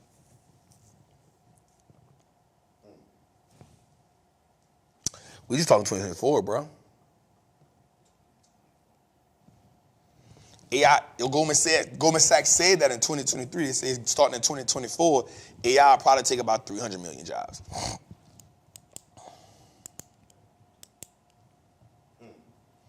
That's about one job for every person. It's about 400 million people in America. That's almost, you know what I'm saying, like a half a job. And not almost, it's close to it. It's like 300 and something million, 350 something million people in America. It's a lot of jobs being gone, bro. Now, will they increase jobs? Probably so, because you need people to run AI. But here's the thing. What happens to the people who've been a part of the workforce their whole life? They're not trying to learn those AI skills. Guess what? The world gonna evolve without you, whether you like it or not. This is why it's so important, Jose, for you to learn how to do something else. It's how it's important for you to learn how to trade, learn how to invest, learn how to get in real estate, learn how to do something. Listen, I said this in an opening monologue. We spend more time trying to earn money than we do spend time trying to learn how to make our money work for us. And that's to need to be the number one thing we work on moving forward, yo. Because here, guess what? Jose, the money that I made in the stock market the last 7 days, I ain't did nothing. That's all it. My money on automated time right now. That don't got nothing to do with me, Jose. Let's go a little further, man. All right, 2024, the year, the big money year. Here's the largest financial services in the game. And I want y'all to pay attention to this. Visa, by market cap. Visa, $534 billion. JP Morgan, $491 billion. MasterCard, $390 billion. Bank of America, $269 billion. And Blackstone, not BlackRock, $221 billion. If I was to invest in a financial play, it would probably be Visa, JP Morgan. Reason being, Visa is on 60% of every credit card you use, and JP Morgan is the biggest bank in the United States. Why would I go anywhere else? Banks been kind of taking a hit this year. We got to just pay attention to what's going on. Let's go a little further to it. So I saw Josh Brown say this today. Now, I'm going to be real. I don't think Josh is copying off of me. Right? I'm going to be realistic. I'm going to be realistic here. I don't think Josh Brown is copying off of me. But I know for a fact I've been saying this for about 5-6 months, if not longer, that cybersecurity is one of the best places to put money at this year. Now, Josh Brown said it today, and it made me just look up, the six that's moving. But we've been at CrowdStrike since $54. I've been screaming this. This is going to be a $1.5 to $2 billion industry.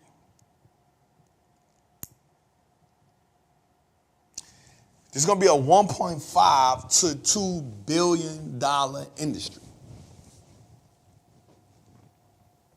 I've been screaming this from the mountaintops. Cybersecurity, y'all. Yup. Cybersecurity, y'all. Cybersecurity, y'all. Cybersecurity, y'all.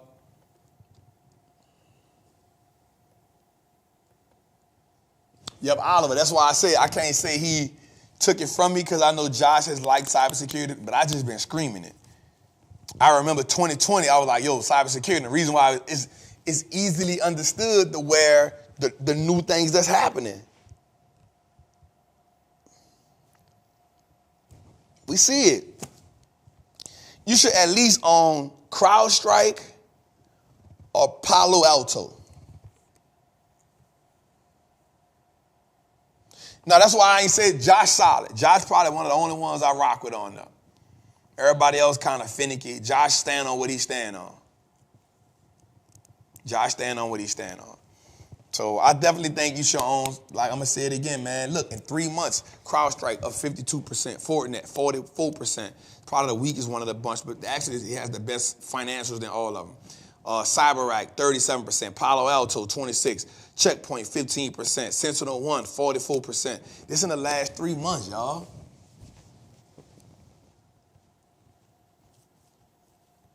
Yep. So I definitely think that. And we talked about it. If you don't like the individual companies, you should go with what? The ETFs. Hack, bug, that's what you should play.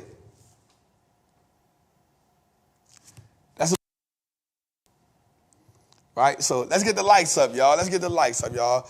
Let's go a little further. Yep, Josh is solid. I will not say that he's not. Josh is really solid. I definitely will say that. Josh is real solid. Ooh, what you know about that QLYS? Go on, Lamar. Go ahead with that on, man. Lamar said that QLYS. I put him on that 2021. 2022, I put him on there because my dog 19 Keys got, he said, boy, this a winner right here, Trap Lord. I said, hey, chill. Chill. Right? All right, so watch this, y'all. Gold never gets old. So here's what I want us to understand.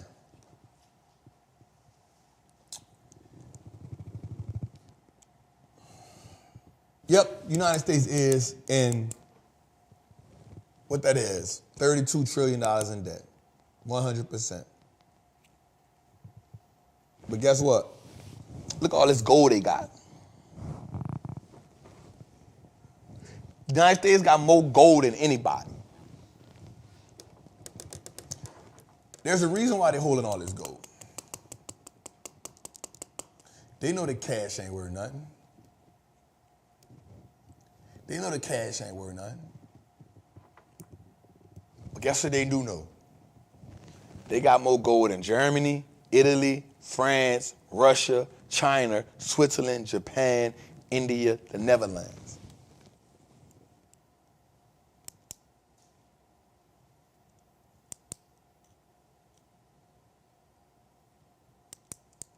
But somebody say, Trap, I got it too when you made that post. Nah, Africa don't have the most. They keep robbing them. That's why they don't got the most. It would seem like that, but they keep robbing them. Why Africa ain't up there? Because they keep robbing them. You know why they ain't up there. You act like you don't understand why they ain't up there. We know they got it, but we know who keep robbing them. Don't act like you don't know. You know why they ain't up there. You know why they ain't up there. Everybody keep going rob them. You know why they ain't up there. Stop acting like you don't know. You know with common sense, you know they got it, but the reality also know is they keep getting robbed. And then the bad part about Africa is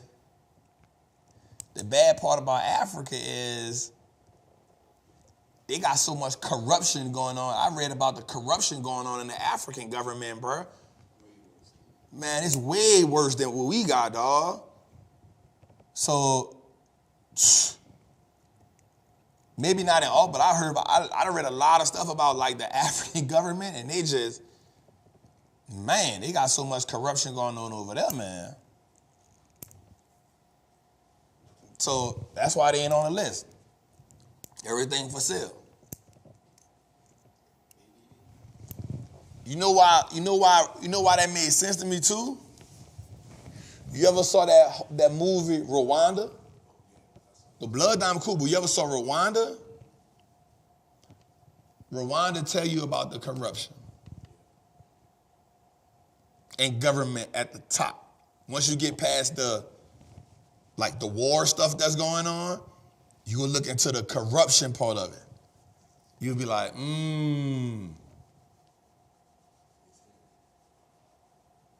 it's heavy, dog.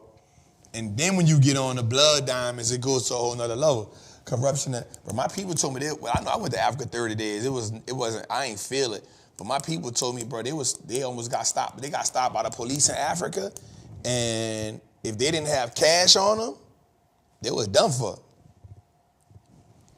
They had U.S. cash on them. The police stopped and they was like, bro, what y'all got? They're like, the police straight just jacked them. Like they knew there was a tourist. They were like, bro, what y'all got? pop it off. Like, bro, I don't got nothing. Like, you want to go to jail? You go to jail. He's like, bro, look, I got, $200 cash. I'm like, here, bro, all right, better give me that.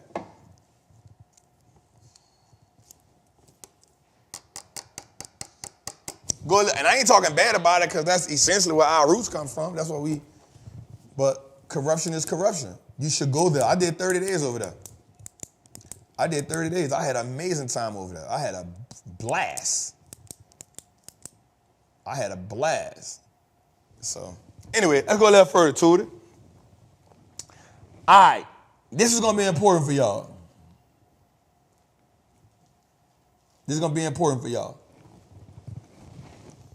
Or look up Gaddafi gold currency. We talked about that on some other episodes. Yeah. We talked about Gaddafi. He was that guy. All right.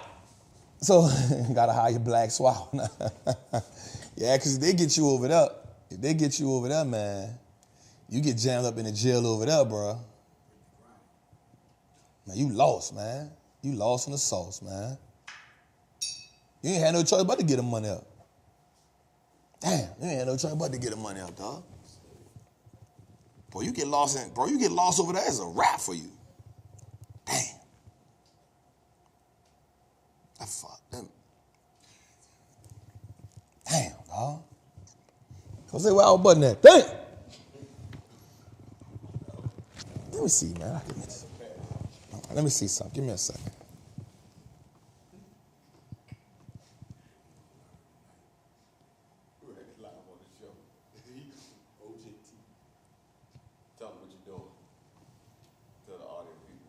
All right, so we trying to find something right quick. Come on, boy. Come on, boy. Jose.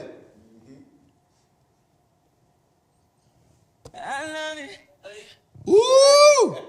We in the trap. Come on. We in the trap. Come on. Hey, boy, done figured it out. What'd you say? What we Come on, boy. We in the trap. Yes, sir. All right. Come on, I'm broke, baby. I ain't got no money. Bull. Hey, that boy Jose. I can smell him. Oh, this the one, Jose, look.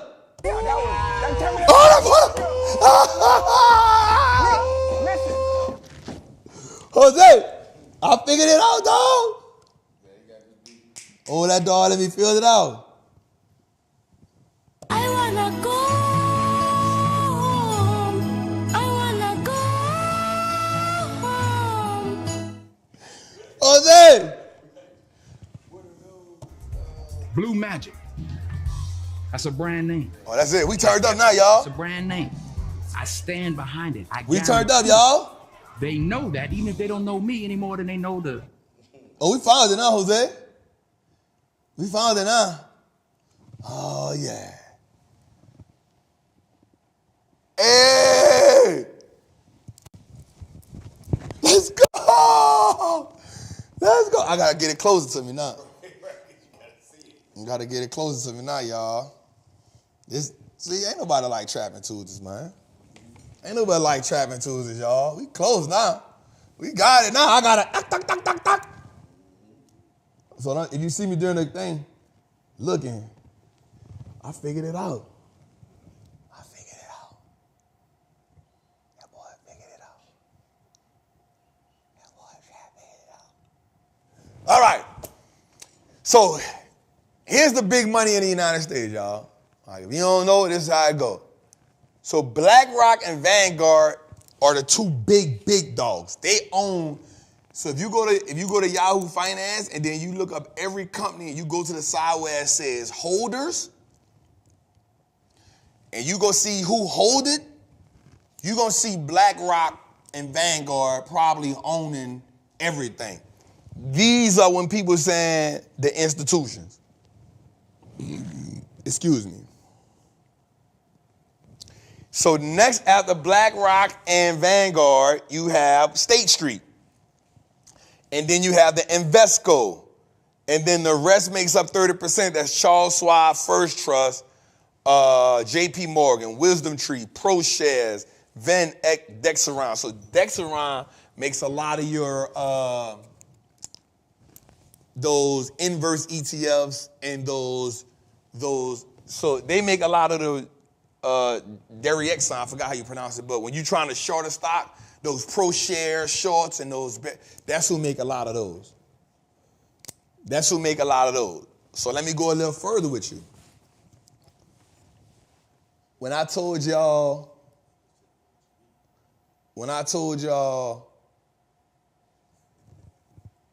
Bitcoin, when I say the Bitcoin ETFs have now just, when I say Bitcoin has now just been infiltrated. And people was like, no. Yes, it is. Anytime you make an ETF behind it, and these companies are now be the people that's creating the ETFs too, it's been infiltrated. It's been infiltrated. It's no longer what you thought it was intentionally supposed to be. 100%. It cannot be a powerful tool like it was supposed to be meant for if BlackRock owned it. Because they ain't buying nothing small.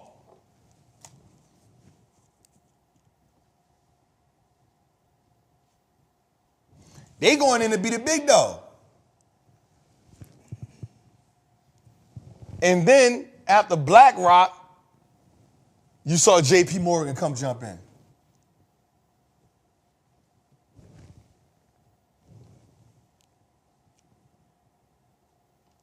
So I just want y'all to understand that these are the people that have been buying up all the Bitcoin.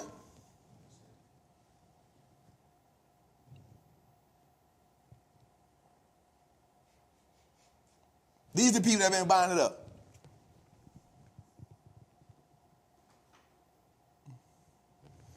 And then the only one that's missing is ARK, Kathy Wood.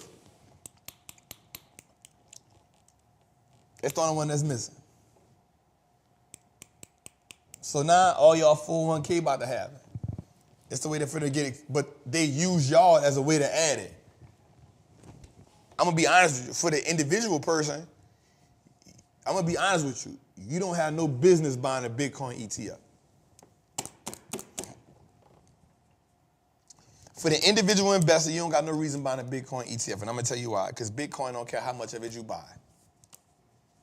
You can buy $100, you can buy $50, you can buy $1,000. You go to Coinbase and say $50. They're gonna give you $50 worth of Bitcoin. You go buy $100, $1,000, whatever you want, they're gonna give you that. They're gonna let you buy that. So you don't have no need to buy a god doggone Bitcoin ETF. They bought this so they can get their part ownership of it, so they can take it off the market, then put in your 401k, but they can say we control the majority of the thing. Now y'all ain't gonna agree with me on that. All right. But you don't need to buy a Bitcoin ETF. You don't need to buy a Bitcoin ETF. All you need to do is get that. Let's go a little further.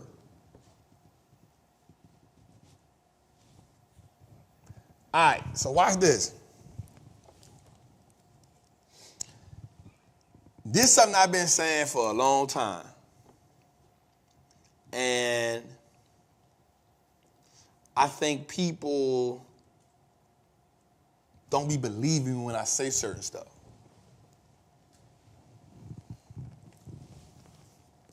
The top 5 wealthiest people in America have more than doubled their wealth since 2020, pandemic. They've went from $405 billion to $848 billion. So here's what I want you to understand, though. Watch this. I had wrote something down when I wrote that. And it was key to me when I wrote it down. It said that, here you go. It said that 40% of stock, the wealthy own 47% of all stocks on the market. 1%. The wealthy 1% own 47%. We ain't say everybody. We ain't say that people worth 40 million, 50 million, because here's what people don't know. That ain't the 1%. Jose, that ain't the 1%. The 1% is them boys right there. The 1% is them boys right there. The 1% is. Watch this. So I wrote some notes. I wrote a note in my thing, Jose, and because I be wanting to go back to stuff, bro. Like I'm that kind of person, right? I be wanting to go back to stuff, Jose. And here's what it said. Here's what it says. Elon Musk, Bernard Arnault, Jeff Bezos, Larry Ellison, that's the dude who ran Oracle, Warren Buffett, has jumped from $405 billion to $869 billion as of November 2023. Watch this. I went further. Meanwhile, the world's richest 1% own 47% of all global financial assets, according to research. If current trends continue, the world could have its first trillionaire by 2035. Watch this. But poverty will not be eradicated for another 230 years.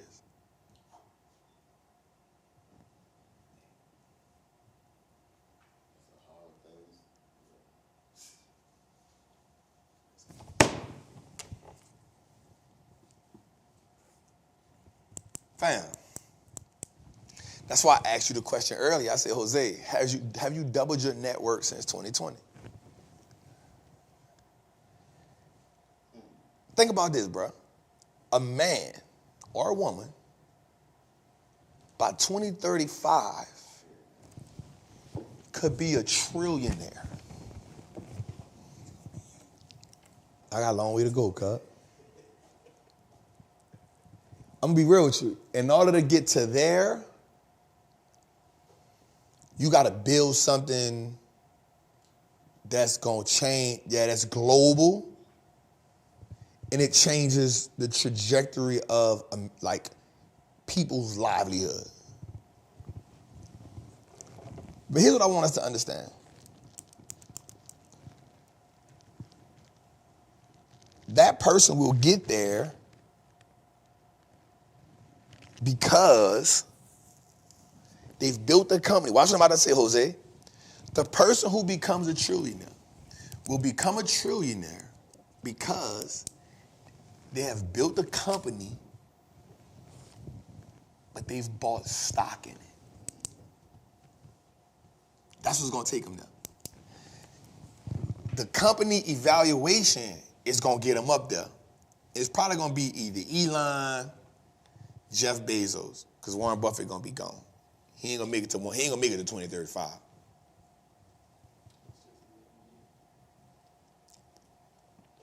There's gonna be Elon,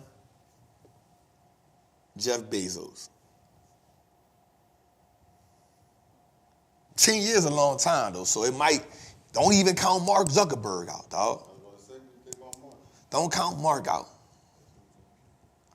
Don't count Mark out. Because all he got to do is get that metaverse clicking in his home.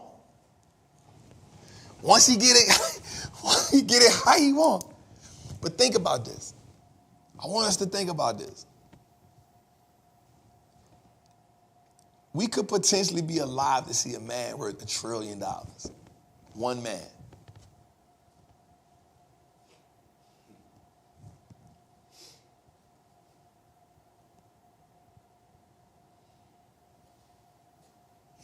I want us to sit there and think about that.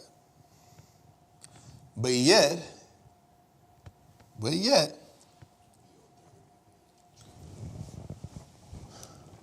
poverty is at an all-time high.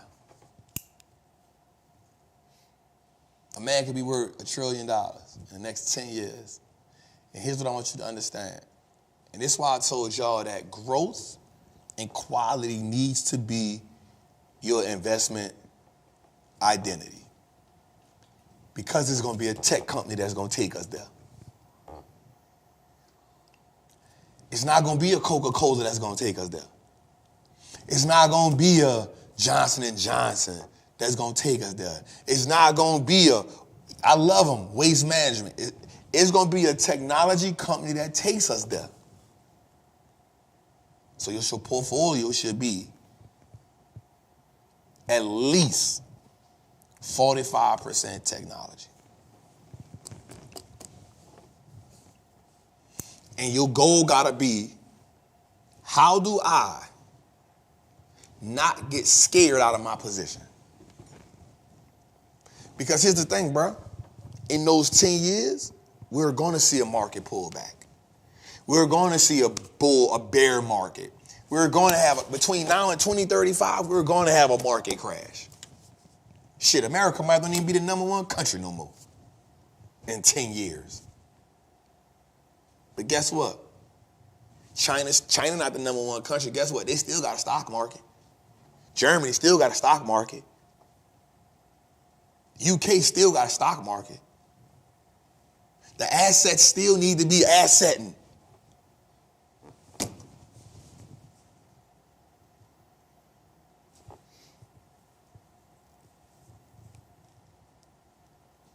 Repetition gives birth to mastery.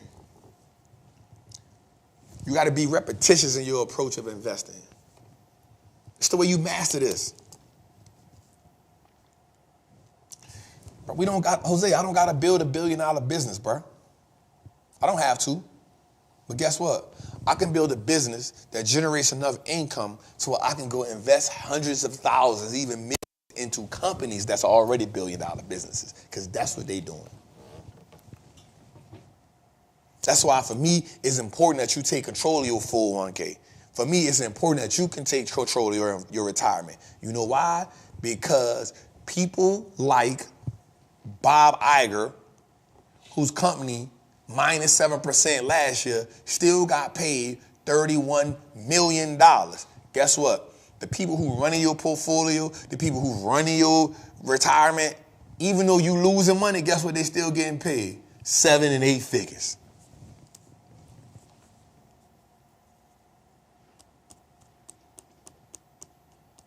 The people who you've let become responsible for your future are getting paid 8 figures for losing you money.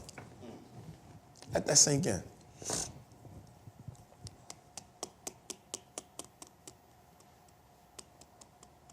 Let that sink in. Earlier, I told you something.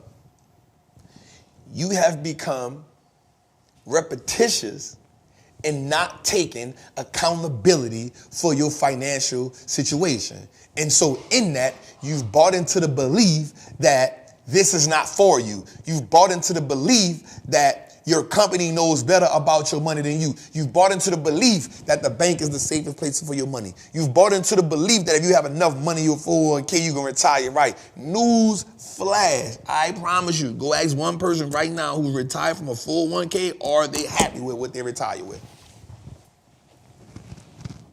Go ask them. Don't take my word for it. Don't take my word for it. Go ask the person who retired with their 401k. And if that's all they retired off of, ask them how disappointed they was. If you was living check to check when you was working, imagine having to retire and living off 3/4 of that.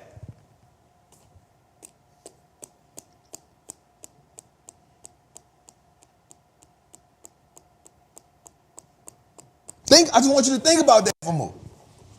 I want you to think about that. If you were living check to check, or if you was living just above, when you retire, you got to live off 3/4 of that.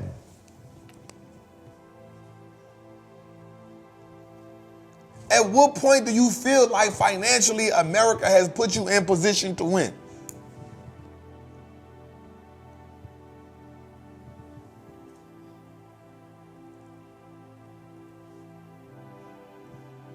Huh? I need you to understand that.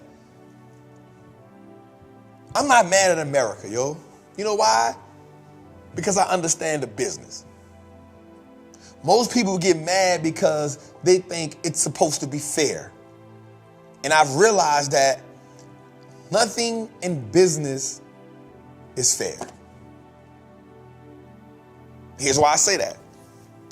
In business, during hard times, most businesses gonna raise prices or cut people because the business gotta stay afloat.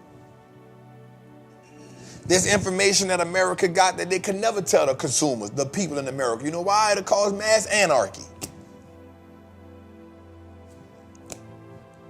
We argue every day about the Republicans and Democrats when really what we should be saying ain't none of them never gave a shit about us anyway. Because guess what?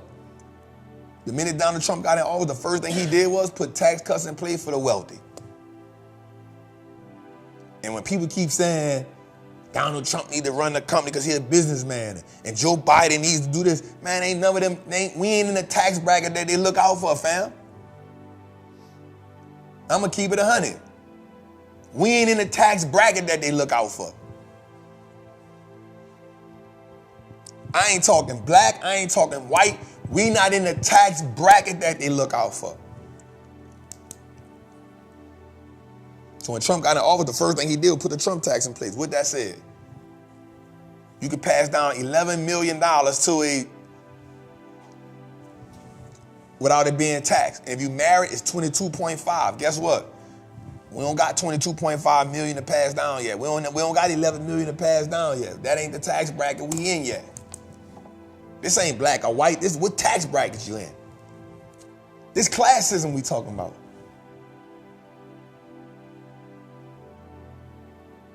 So what we gotta do is we gotta master the art of playing a wealth game, and that comes with repetition. Repetition gives birth to mastery. Again, Bob Iger, $31 million, and the Disney stock been down for 5 years. What has he changed to make that stock, make them people pay him that much money? I'm not mad at nobody getting his money, but I feel sorry for you if you're a Disney stockholder, because you ain't made no money. The only risky investment is the one you don't research. Let me change that. The most riskiest investment you'll ever make is the one you don't research. Stop getting in this game just, oh, I think this stock ain't going. That ain't the rules no more, y'all. AT&T, this ain't going nowhere. Yeah, it's a dying industry. Get your money out of them dinosaur companies and put your money somewhere that it's going to give birth to, it's going to spawn, it's going to print money babies, and your money going to grow as this company affects America. Change your perspective on the game.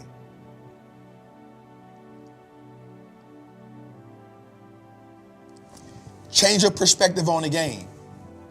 And when you change your perspective on the game, you will make a whole lot of money. I love this graphic that Steve made. Cut the music right quick to it. Jose, I called Jose earlier, man, and Jose said, you gonna speak on this, dog? I said, nah, bro, I ain't gonna speak on it, dog, because I won't stay out them folks' business. But I just want to say this. I'm gonna find the right words to say it, Jose. It's why I love to watch CNBC. There's a reason why this news came on CNBC today. So I'm watching CNBC today, as I do every day, and something came across the screen. And it said, the Ciroc and Diageo brand, Sean Puffy Combs, has dropped the lawsuit against them. And I looked at that TV. I paused it. I called Jose and I said, Jose, I figured it out. Now let me say that I don't condone nothing that dude done. Nothing. None of the things they said he done. But here's what I do know. Me and Jose been talking on the phone. And Jose been sending me stuff, and Jose said, Trap. What the? He said, Trap, he must have missed the Illuminati payment or something. Real talk, putting y'all on the Jose, me and Jose had a phone. I said, Jose, I said, Jose, why? I said, he did something that we don't know. Because it's an all-out attack. They only do an all-out attack when you go against the hand that feeds you. It's the only time they do an all-out attack. It's the only time they do. Listen, I told Jose I wasn't going to say this. Wasn't going to talk about this. So I said, nah, Jose, he ain't missed no Illuminati payment, dog. I said, he must have failed in recruitment.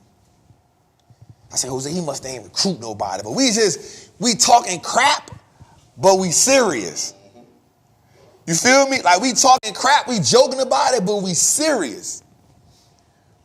So when Sean Puffy Combs dropped lawsuit against Diageo brand and Ciroc brand, I paused the TV.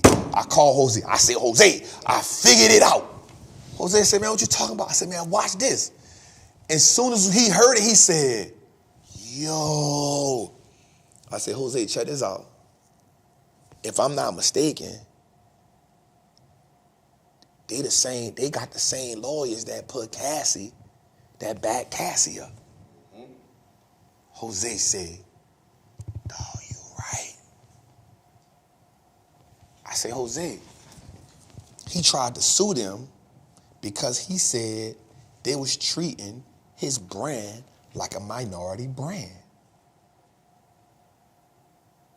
I said, Jose, you know what that was?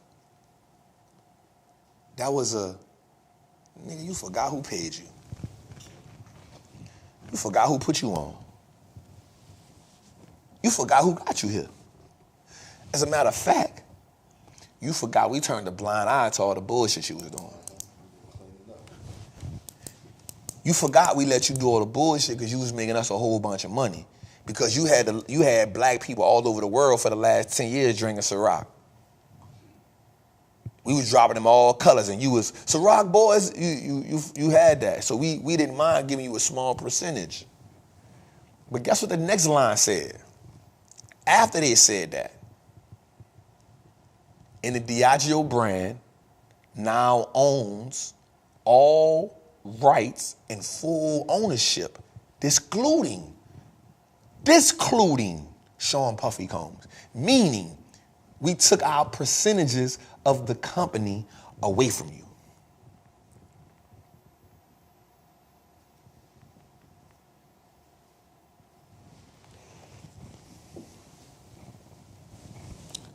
I said, Jose, not only did he drop the suit, but they took the partial ownership that he did have in both companies. They took it from him. They took it from him. I said, Jose, they took it from him. At no point, and I told Jose this, I said, Jose, let's just backtrack for a minute. I said, as soon as Bill Cosby tried to buy that network, lashing. Don't forget who put you here. Don't forget we let you get away with all the BS you was doing because you was on our team. Don't go try to be smart, nigga.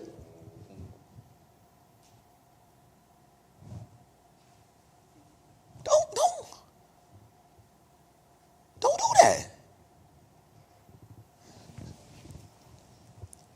So I asked a question one time, Jose, and I said, at what point, Jose, do we realize, at what point do we come to the conclusion that we don't want to be associated with wealth based on someone else's terms? You feel me? Like, at what point do we say, I don't want to be a part of that. I'm going to build it this way? You feel me? Is it because here's how we know it's a whole lot of onslaught. Watch this. First the Keefy D stuff with Diddy killing Pop.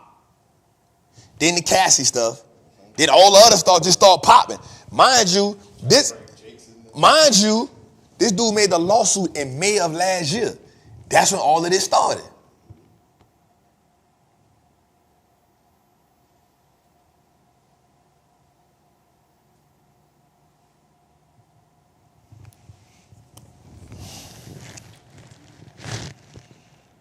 So for me, bro, I'm not gonna lie, Jose.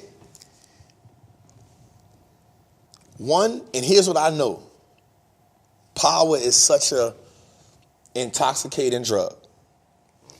Because you start feeling like you can do and say, you start doing shit, and then you'll because you are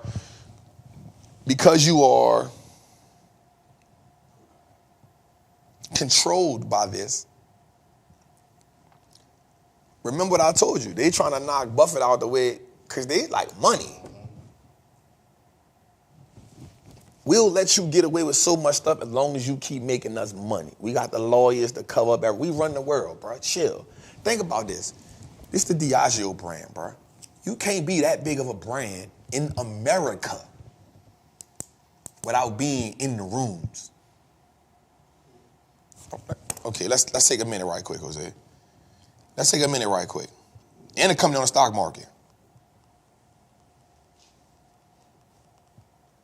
And I heard they got a piece of a vault. Think it's a game.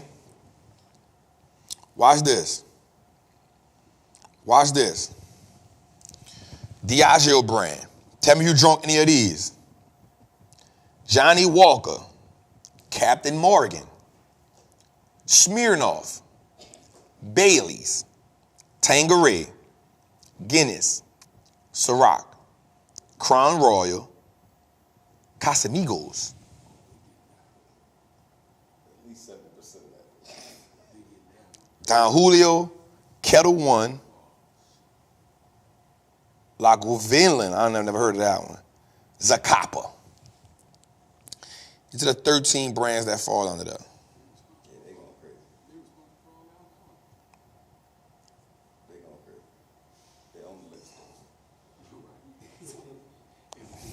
Make sure, yep. I'm going to make sure I got it. I want to say Bombay. Oh, no, hold on. Here you go right here, Jose. Here you go right here. Yep, I had it right. But I forgot to add Bacardi.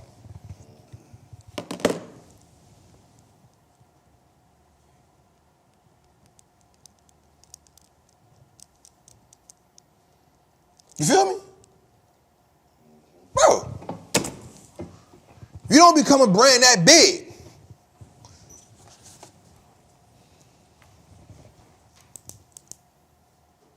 You don't become a brand that big, bro. That's down to everything. Only thing they missing is Jack Daniels. That's because that's Bronson, another company.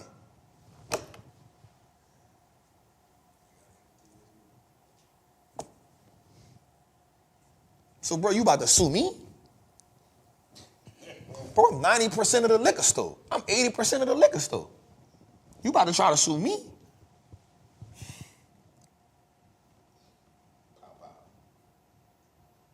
Hold up, let me see something.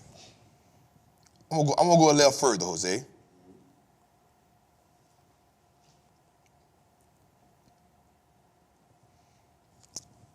I'm gonna go a little further, Jose. Watch this. This was gonna really show. Watch this.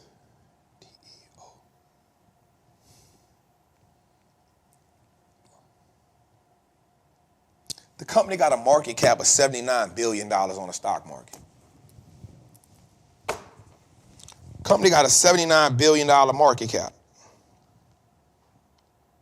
Oh, I added Kettle One. Don Julio, we said that. Tanqueray, we said that. Just trying to make sure I ain't missing nothing. Johnny Walker, Crown Royal. Yep. Captain Morgan, the vodkas, Tanqueray. Yep. Operate North America, Europe, Turkey, Africa, Latin America, Caribbean, Asia Pacific. Headquarters in London. So you playing with some people from the UK. Bro, Jose, the people got a market cap of $80 billion. The people pay a 2.7% dividend.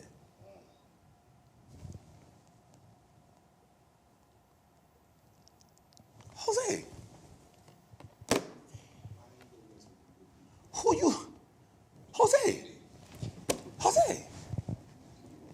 Jose, you gonna sue me?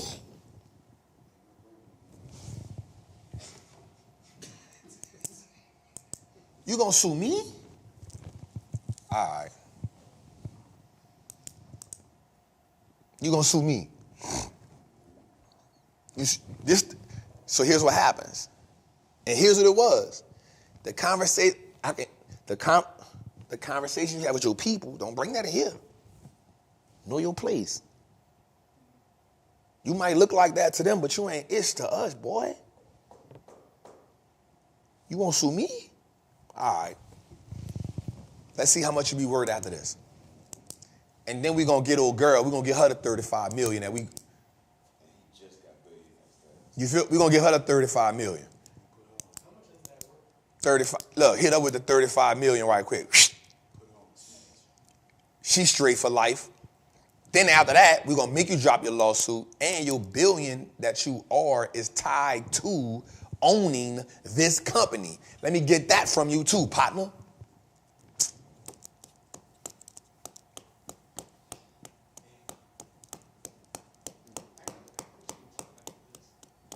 And we about to shut you down. Here's the worst thing that can happen to you, bro. I ain't even gonna lie to you. I don't care what you do. Black people don't like people that, I don't care, as a community, we don't like men that beat on women and, like, we don't care. You can't come back from that, dog. I don't care all the stuff Bill did, we ain't tripping, but dog, that's what you did, Bill? We start messing with him. Like, Bill, the Cosby Show was like, yup, we don't care. Yup, man, we ain't tripping on that. Hold up, Bill. Damn, Bill. Damn. We just start messing with him. One thing we don't like, bro, R. Kelly probably got the best songs ever. Bro, that's what you doing, Kelly? We good. And we knew the Aaliyah shit was wrong. But we turned a blind eye to it. We was like, man, she, you know. But once it come out, we good. Brother Love, you can't come back. You can't drop an album. You can't just chill. Whatever they left you with, chill. We probably don't even mess with your son no more or nothing. We probably don't rock with them no more neither. They got to fall with you.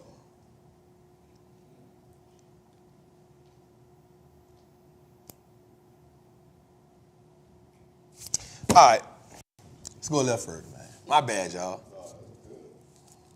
All right, so watch this. The future of sports is in streaming, man. Watch this, man. The Chiefs and Dolphins wildcard game on Peacock CMSCA was reportedly the biggest live stream event in history with 23 million viewers, Jose. Streaming is the wave. Now watch this. CW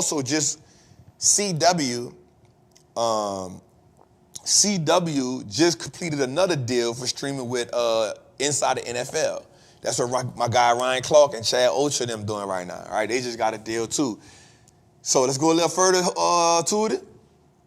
Boom. So watch this. Netflix, 27 million subscribers. Prime, say, bro, I just gotta say this, bro. Prime is so clutch, dog. Remember we talked about this. We ain't signed up for Prime Video. We signed up to get our packages delivered the next day. But guess what? By default, they get that. By default, they get that. So watch this. Disney, 150 million. Max, 95 million. Paramount, 63 million. Hulu, 48 billion. Paramount, 30 million. Now watch this. So many people signed up for Peacock just to watch that game. Just for that game, they were like, bruh, no evidence, but I feel like the Peacock numbers are capped. Well, here's what I help you with. They still lost $2.8 billion in revenue.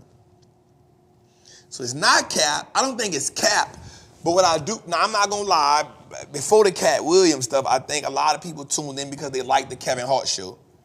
That Kevin Hart interviews he was doing, they was real good. When he put Hove on there, he had some good interviews on Peacock. And then they was dropping some dope movies, like that Fresh Prince of Bel-Air thing. That stuff was, they was doing stuff that was exclusive for the channel. And it looked really good. They were spending some money. Now, here's what they do need more. Here's what I will say though, Jose. I'm about to say something, and they're not gonna like what I'm about to say. Damn, I'm gonna be quoted for this too, bro.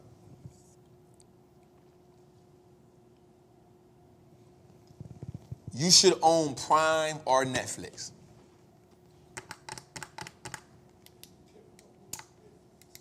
You should own Netflix or Amazon. And the reason why I'm saying that, Jose, is watch this. When the last time you saw somebody watch something on cable? Bruh, I don't even got cable. I just got the internet. I watch football on YouTube TV. I watch football. When I do watch a few games, I watch them on YouTube TV. And because I got Amazon Prime, I watch the other ones on Amazon Prime. Watch what? That's going to change. Here's the thing, Jose. Streaming is still in the beginning. Streaming is in the infancy phases. Streaming is in the infancy phases. And watch this. The only one that don't have a sports package is Apple.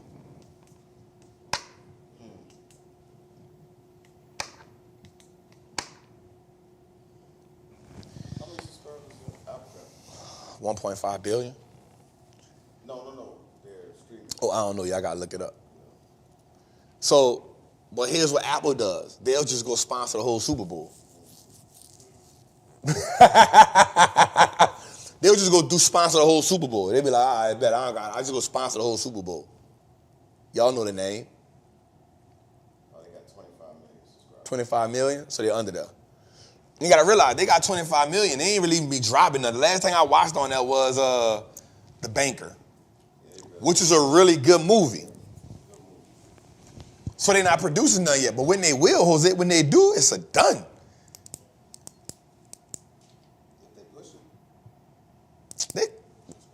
The one thing Apple don't do, I'll be real with you, they don't do nothing half-ass. I will say that. They don't do nothing half-ass, Jose. So I will say that. I think Netflix has a lot of growth because we are in the beginning stages. Let me see. What did they do last year? And why you look that up? Who's buying Hulu? Somebody was buying Hulu. Last year, Netflix did 45%. I can't remember who bought Hulu. Comcast sold it from CMSC. Comcast sold it to maybe Disney. Maybe Disney. I don't think Disney should be in the streaming game. I don't think Disney should be in the streaming game. And the reason why is because it's not profitable for them.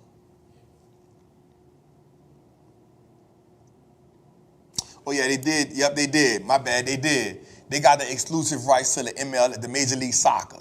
They did when they got Messi. That was that deal with Messi. When he did the deal with the team, that was a good deal. We talked about that deal on here.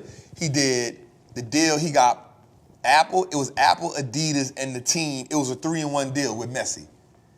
Apple, Adidas, and the team all put together, because Saudi Arabia was offering them like $1 billion or something. Damn, that boy turned down $1 billion. Damn, son. You bold to turn down $1 billion, dog. Jose, you can turn down $1 billion? Now, if it goes against the integrity. But it wasn't no integrity. All they wanted them to do to just play over here. Saudi Arabia. Bro, a Billy? Can you take Trappin Tuesdays here for a Billy? Bro, it's sold. You got something else over there that's more than But here's what he did. He got part ownership in the team. He got a part ownership deal with Adidas, and Apple cut him in on some revenue. Ain't nothing like having some Apple revenue. Oh, yeah, so he good. He's like, oh, Hey! set up my kids and my grandkids. Hey! Now watch this. I'm gonna show you something that's real dope, Jose. When I think he's Japanese, the Japanese player that got the $700 million baseball contract. $700 million, but watch this, cuz. Look what he said. I don't even want the contract till after I retire.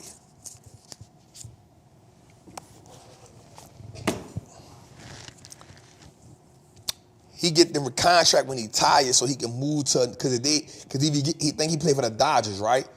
State tax going to whop him. So he said, I don't want it.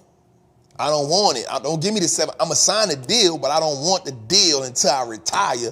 I think he getting something like $2 million or something a year. And that's from like endorsements and stuff. Just hold my contract. But here's what I want. Here's why that's important.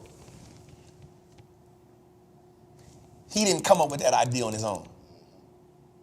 That's the importance of having people in your corner that know a little bit about money. I think one of the things where we fall off at, because me and Marcus were talking about this.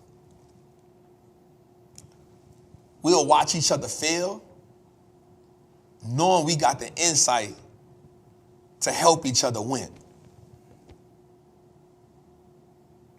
But because it don't benefit you, you gonna let the person fail. When in actuality, it do hurt you. And there's a big disconnect between, I'm gonna just keep it 100 right now, dog. The music industry and the old school, I'm gonna be the Robert Schmitz, the Tyler Perrys, the Oprahs. Bro, they need to be connecting with these young generation of people that's building. Don't get on nobody's stage and give me no motivation. That shit ain't doing nothing for me. I don't need to be motivated. I'm going trying to build $1 billion company. Steve Harvey. Talk to me on how to build a multi-million dollar company. I don't need the motivation, dog. I don't need it. I'm motivated. That's why I started building it. And I think that's where we fall off at. And you're right. Nobody don't owe us nothing. I agree with that 100%. But if we want any type of playing field in this game, that's what it should be. Like, hey, I see, and I ain't even talking about myself. I see you building this over here. Come here. How your company set up? People gonna knock you off. You ain't gonna do nothing with that. People in the podcast space. People who maybe done got big. Whatever. And I'm not taking no shots at nobody. All I'm saying is, as we evolve, as we grow, in order for us, because here's the thing, we play individual sports. You know why certain group and ethnic groups are still at the top? They play team sports. They play team ball. Right? They play team ball. They'll listen. Bill Ackman and Carl Icahn will beef with each other about some money stuff. That's cool. But if it was to the detriment of their entire movement, no indeed no. This dude Bill Ackman fighting against Harvard College right now by himself because he don't like some stuff that's going on. This man by himself having a whole cold-blooded one-on-one. This dude going against Harvard University by himself. I don't like what y'all did. Y'all need to remove everybody. Y'all need to do something different. I'm a billionaire. No. Bro, this dude going against the Harvard Institute. The institution. Bro, listen to me. Listen to me. Harvard. The institution. Bro, that's prestige. That boy going at that thing by itself, and he changing shit. He making them, they don't, nope. I don't like this, I don't like this. I went to that school, I graduated, nope. I gave this much money, nope. Sign a petition so this could get changed, nope. I said, whoa. He on CNBC just going crazy. I said, what? Anyway.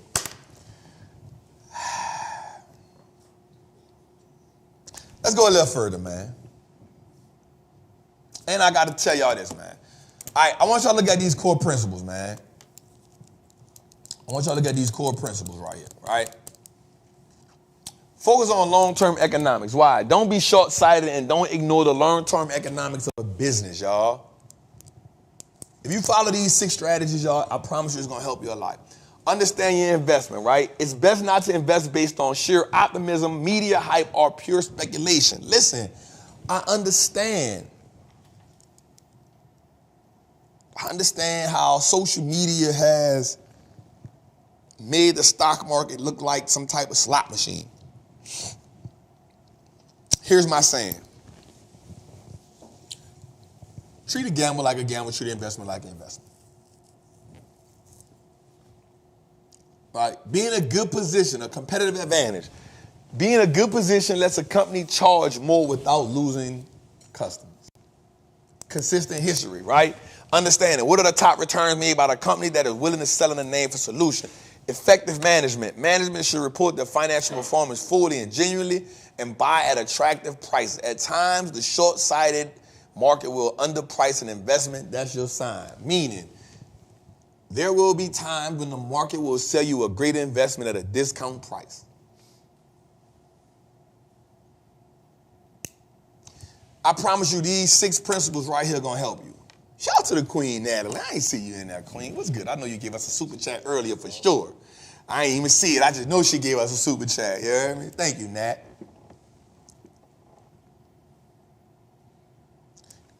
Core principles, y'all. I know we talked about a lot tonight, but I wanted to dig in on this segment right here.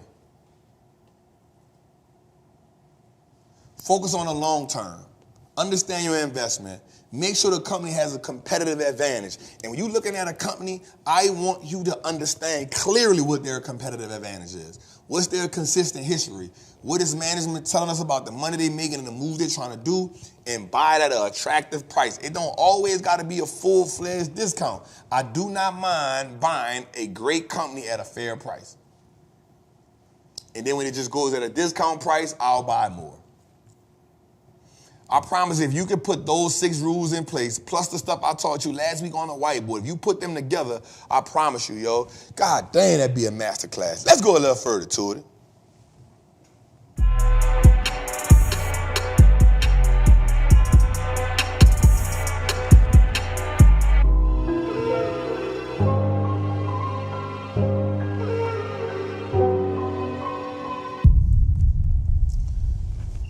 All right, y'all, here we go. Here I come to save the day. Man, who that was? Who that was blew that bullhorn? Or blew that snout? All right, man, so as we get into this version of Flush It or Flip It, man, let's get to it. Let's knock it out. Let's get into it, man. All right, so y'all know how it go, man. You like it, we flip it. You don't like it, we flush it. Hopefully, we can come together and make some good decisions. All right, first and foremost on the list is, where the list at? There we go. Let's see where my list at. First on the list is Equifax. Equifax is, they develop, y'all know what Equifax is, man. Gosh, I gotta tell you. The stock people. That's your stock, that's your credit score people. You know what I'm saying? So I'm gonna tell you this though. Equifax last year was up 13%. This year is up 1% year to date. Equifax, how we feeling? They stay trying to sell me something too. They want you to lock your stuff. I love it. Oh, Lord, hold up. I ain't mad at that.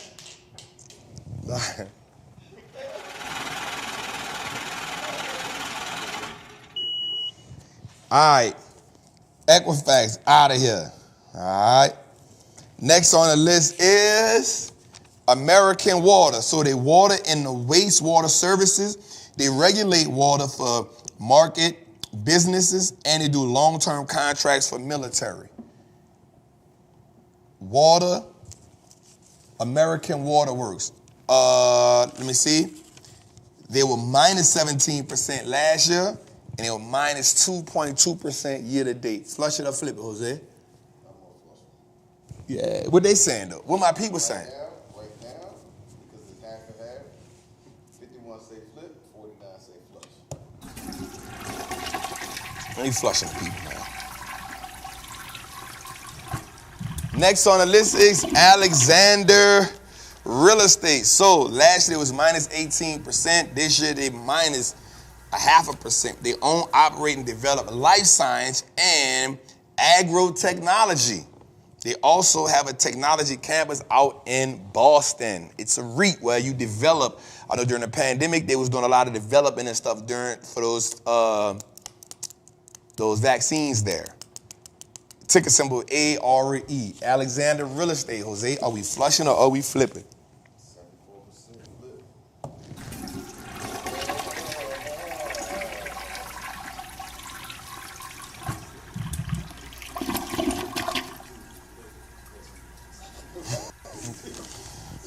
Next on the list is Public Storage, Jose.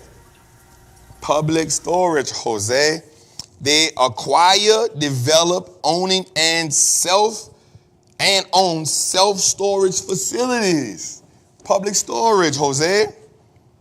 Flush it or flip it. Flip it. That's cash cow. I rock with them. All right, next on the list is Equinox. So they develop data center solutions, management, consulting, network and visualization, and customer support for data centers, Jose. Up 14% last year, year to date, up 1% this year. Flush it or flip it, Jose. I'm taking a guess, I'm saying flush. I'm going to say flip. He say flush. I say the people still coming in. What the people saying, Jose? Right now it's saying flip, but we got to give him a little bit more seconds. They're coming in.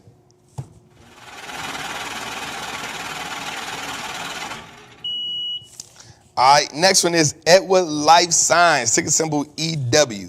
Minus 5% last year, minus 2.9% year to date.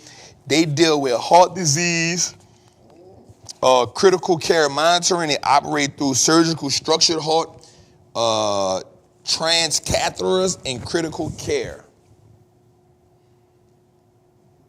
Edward Life Science. I feel like they're changing the world, bro. I'm gonna say flip.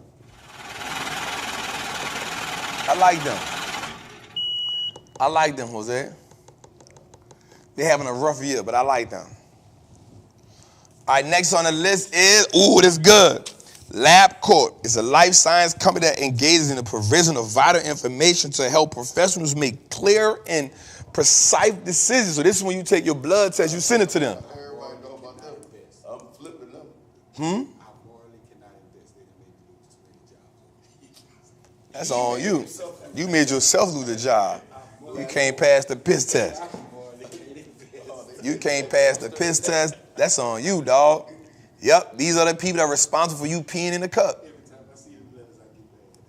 These are the people responsible for you for peeing in the cup, but they also, let me say this to you, I don't know about white men.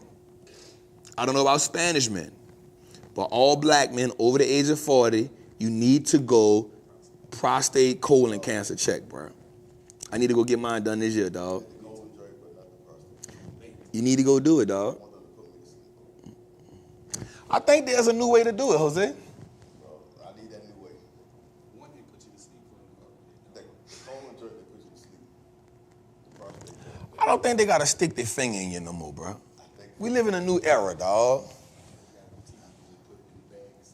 Yeah, you got to poop in a bag, Jose. Tootie said, if he don't, mine ASAP. Let me tell you something. Let me tell you something. We talking that crap. But I remember Farrakhan said that was some of the worst pain he ever had in his life. Who? Farrakhan. Oh, yeah. My guy got it right now. That colon ain't, you playing, that prostate you playing. That little boop, boop. That's all right, bro. To know you got a healthy prostate. Come on, bro. I just feel like, I don't know how accurate it is to put this finger there. Would you rather a woman do it?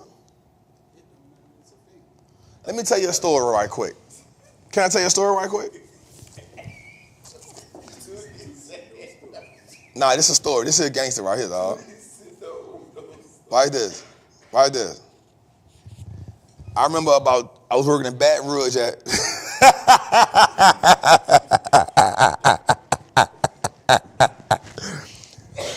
Hey, bro, so I remember I was working at this plant in Baton Rouge called Big Cajun 2. And I worked with my old head named 40.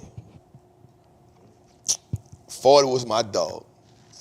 So 40 wife worked at LSU.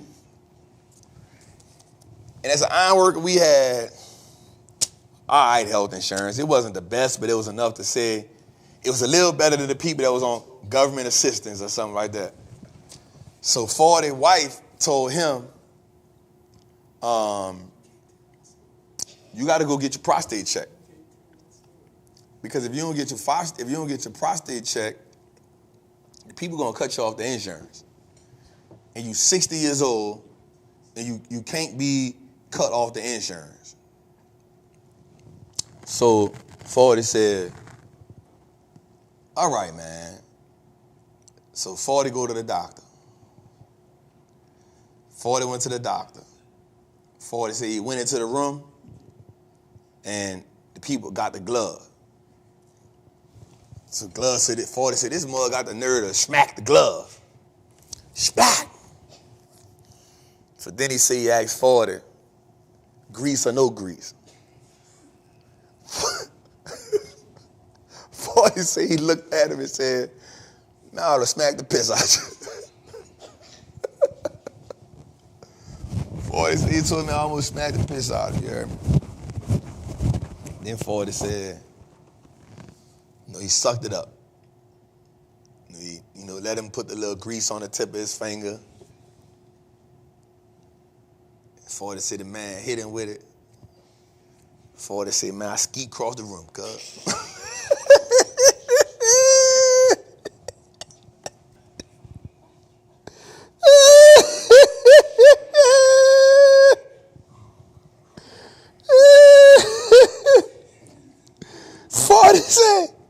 40 said, it was 2 seconds.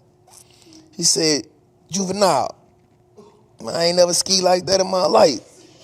And I was on the soft. 40 said he went to the bathroom and wiped off. 40 said he sat there for a second because he had to question his manhood. He said he went sat in the truck, and the whole while he went to the truck with his head down because he was disappointed that he liked how that shit felt.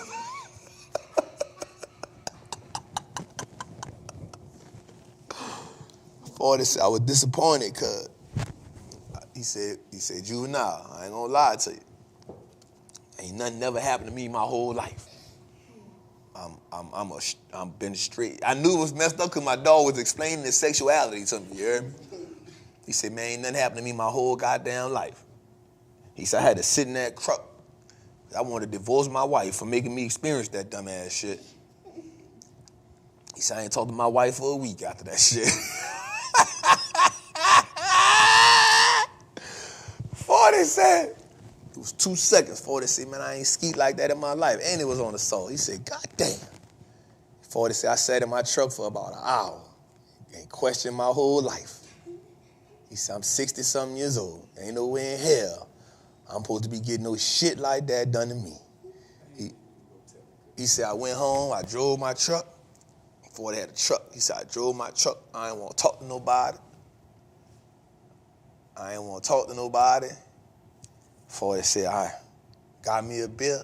I went home and sat in my chair, and I just questioned my life. I said, well, why you questioning your life, 40? He said, because as a man, you ain't never supposed to feel no shit like that, doing some shit that your whole life you've been told you not supposed to do, and you stood on it. And at 60 years old, 62 years old, I had to do this dumbass stuff for some life insurance. He said, 40, I'm going to die anyway.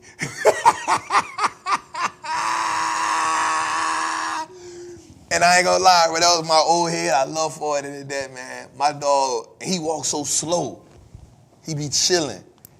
My dog felt violated, dog. But he told me something. He said, you're gonna get to an age, 40, where it's just gonna be mandatory for you. And you gotta do it.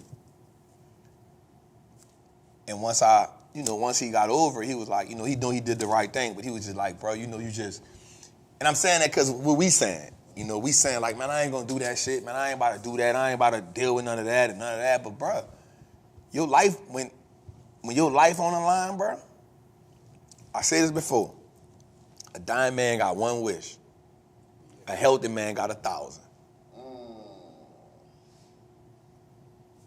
Feel me? A dying man got one wish. His wish ain't money. His wish ain't love. His wish ain't nothing but I want to live. As a healthy man, you got the luxury to wish for a whole bunch of stuff. So all I'm saying is, all black men, bite the bullet. Go do what's necessary. Because guess what? You don't want to be the man with prostate cancer, and you don't want to do it because you too proud to live. But I think, that's what I was telling you, I think there's a new way now they could do it. I think they even do it in your stool or something, you heard me? So that was the old way. But anyway, let's go a little further. Shout out to my dog, 40. All right, lab coat, we flushed it or flipped it? I'm a flip. All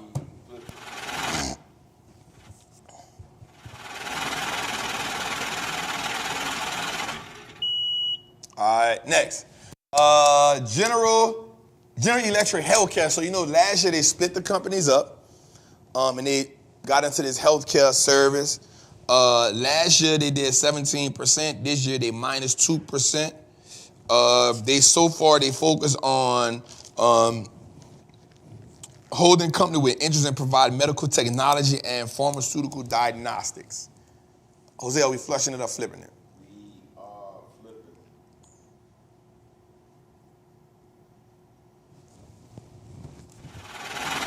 For some reason, I like that company, bro.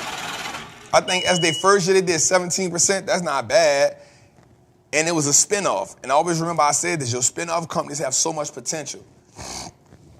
People don't realize that Chipotle was a spinoff from McDonald's. All right, last but not least, man, Domino's Pizza, man, DPZ. Stock was up 23% last year. Year to date, they are up 3%. We know that there's a franchise-owned pizza company. I'm going to say flip. You gonna say flip it? They giving deals? They giving some nice little deals out. I'm like, oh yeah, just giving away. Their marketing is kind of dope. Their branding. I like Domino's, man. All right, let's go a little further, man. Tudo, what we got?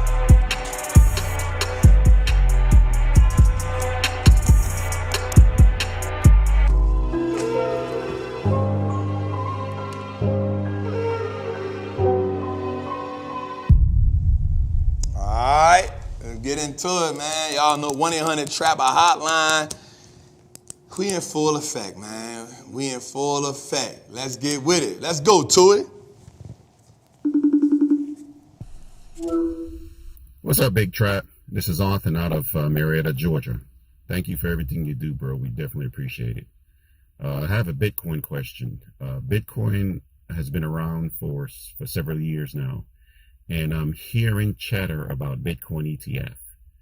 I have deliberately stayed away due to the skepticism, expressed by one of the great ones in this industry. Okay. And according to, and I'm going to quote him, according to the late great Charlie Munger, now, his quote, Bitcoin, it's like somebody else is trading turds and you decide I can't be left out. Trap, what's going on? Is he wrong on this? Or do I need to start educating myself on this new asset class? Help us out, bro. Thanks again. Bless. So I agree with a lot of stuff that Charlie say. There's some things I don't agree with, but I will say this. I'm not gonna lie. I wouldn't call it a turd, but hell, I don't even know what that crap do either, bro. If I'm being 100% real. What I will say is, I know that people use it for, I'm not the Bitcoin pro, crypto pro. It's not a turd. Charlie was part of the old school and he was stuck on what he was stuck on, right? He accumulated $3 billion net worth, so why do anything different, right? He only had 3 companies in his portfolio and one of them was Berkshire. What I will say is, outside, and this is my personal opinion, one, you should definitely educate yourself about this new asset class. Let me say that. You should definitely educate yourself about the crypto asset class. Me, I only own Bitcoin and I only own Ethereum. Those are the big 2. So if somebody telling me about all these other coins, I'm not gonna know about them. I know about Bitcoin and Ethereum because I kind of understand them. Outside of me understanding that if I wanted to send George $1 million, I could send him $1 million in Bitcoin in seconds. You can't do that necessarily with cash. So I know that's one of the large benefits of it, right? I think at some point in the future, you will be able to buy some things with it. I think you can buy some things now with it. I actually saw some guys buying Rolexes and stuff with it, so I think you could do that. I think there's been a couple of situations where you can buy houses with it. I saw some things with that. But for me to tell you it's an asset class that I will go all in on, I would be lying to you because I'm a stock person. I think you should have open ears to the people who are in the crypto space. But I think their problem is they're so bullish on it, they don't see the negatives.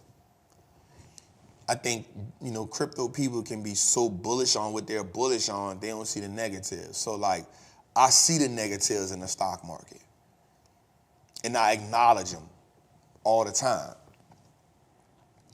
I don't think people in the crypto space see the negative in it.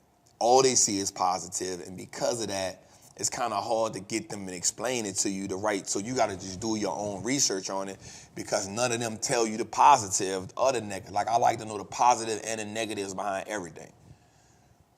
You know what I'm saying? And so because they sold Bitcoin or you stupid, that's the energy they be having. And that kind of be pissing me off is if you're not you stupid if you don't own Bitcoin. Bitcoin better than stocks. Bitcoin better than real estate. If you don't own Bitcoin, you stupid. Or if you don't own crypto, you stupid. And I think that's the worst. I think that's the worst mindset to have. You know what I'm saying? I think it's the worst mind. And I think the whole, 90% of the people in the crypto space, that's how they feel. They be like, if you don't got Bitcoin, you stupid and everything else dumb. And I'm like, bro, y'all can't think like that because I understand that I understand that you love the space. I'm not mad at it. I see the gains. I see what it does.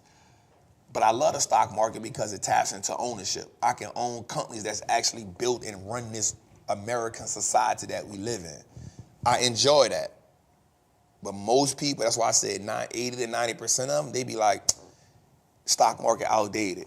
I'm like, how? When the richest people in the world own stock. It's not outdated. Right? But does this asset class have power? 100% I agree with that. So I think you should own some of it.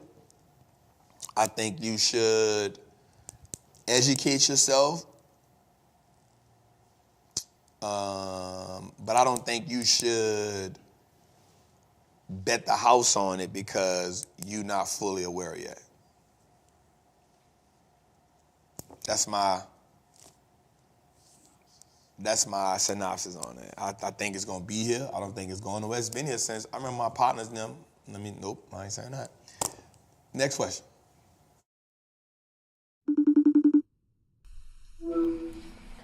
What's good, Trap?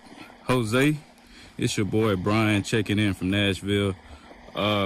First of all, shout out to you and the whole team. Shout out to all the trappers. Appreciate everything everybody doing. Question is, so I got the E-Trade account, and with that, it came with the option level 1 trading. But with that level 1, I can't do the long leap option calls that you teach. So I did apply for level 4, and that includes a whole bunch of stuff. But it's been sitting since December 22nd. I don't know if I chose the right one. I don't know if that was the right option level to apply for, but it's been sitting since the 22nd. I did call customer service and everything, and they basically just told me to wait because they got a lot of stuff in the queue. So I just wanted to know if you still using E-Trade and which level options did you apply for. Appreciate everything y'all do, man. Boy, that weather. Shout out to Cashville, Tennessee. Boy, it's cold out there, boy. My dog sniffing. My dog got the hoodie on. My dog got the puff jacket on with the hoodie and the beanie on. It's cold out there, dog. My mom out there, she right now, so I know it's cold. Yeah, bro. So I still use E-Trade. That's what I use. And you only need level 2, so I would just call them back.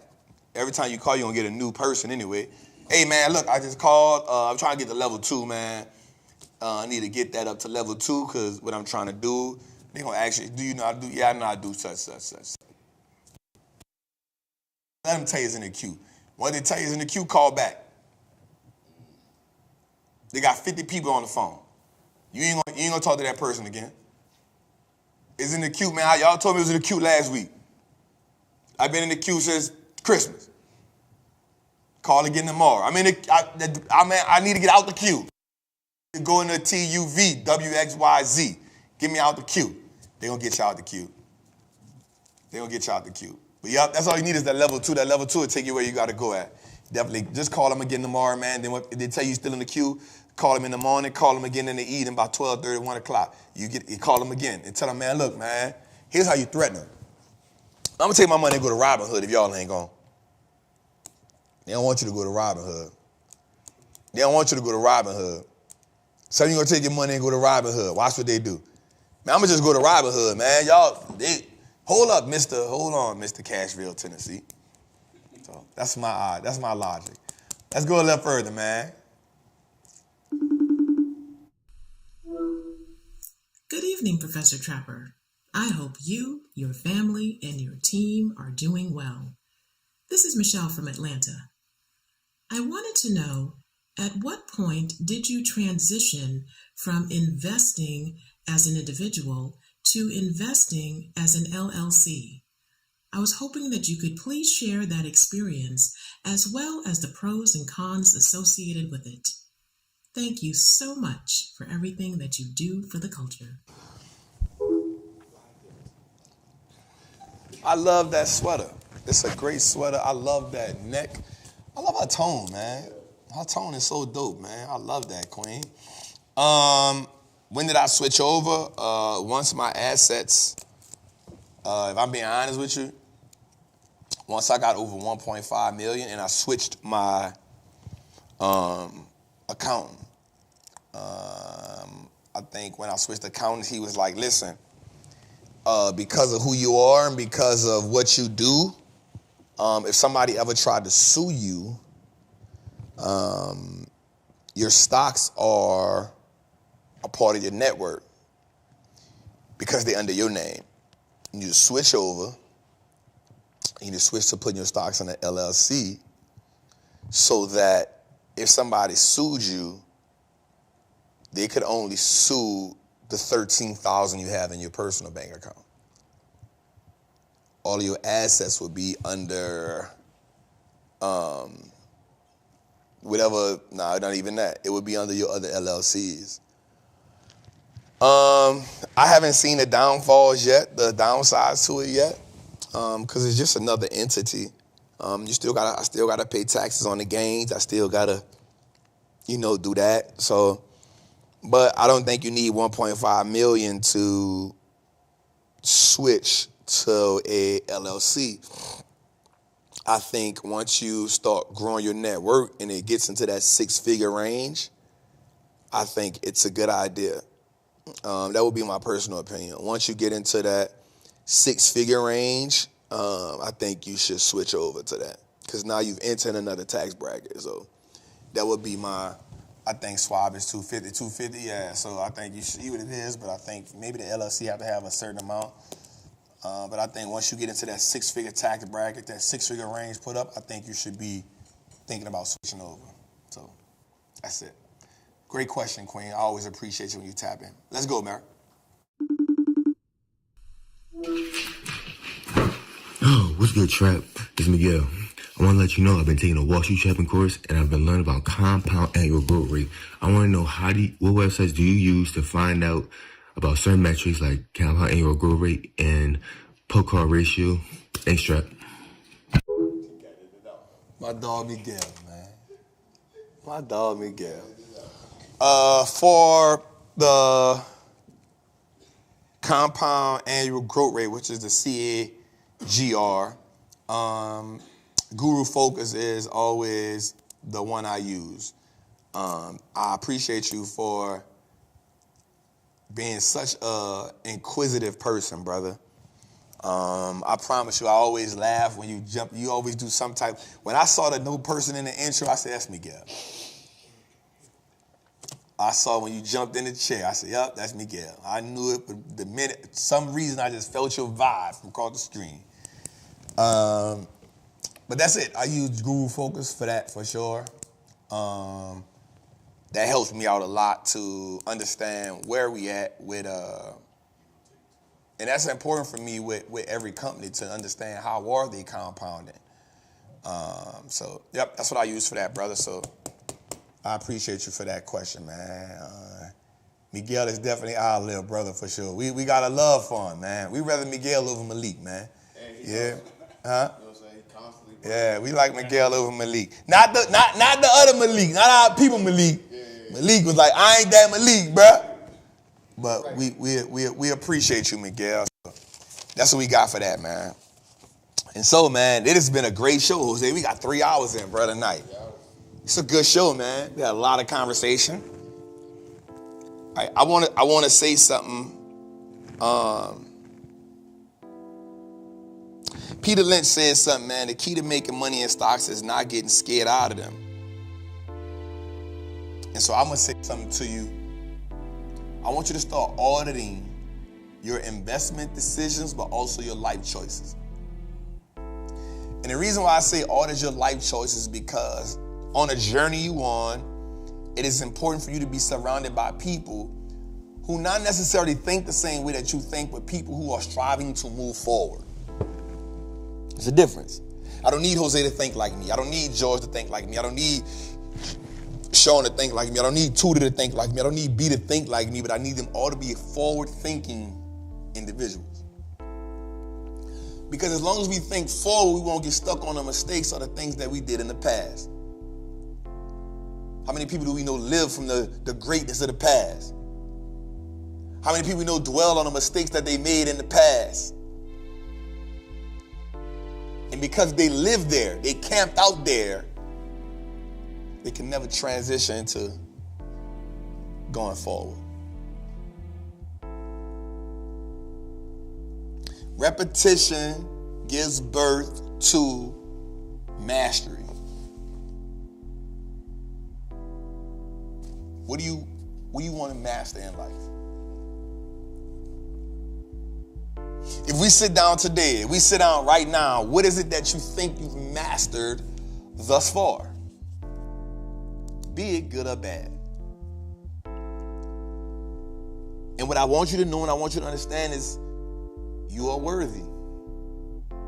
You are worthy of the greatness. You are worthy of the wealth. You are worthy of the 7 figures in your bank account. You are worthy of the 7 figures in your stock market account. You are worthy to be the person that creates generational wealth. You are worthy of being the person that changes the dynamic of your family. You are worthy.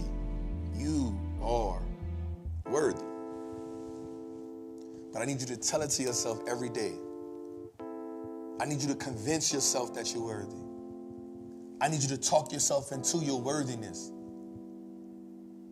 And here's how I want you to know that you are worthy. Because up until this point, you've overcame everything that was meant to destroy you.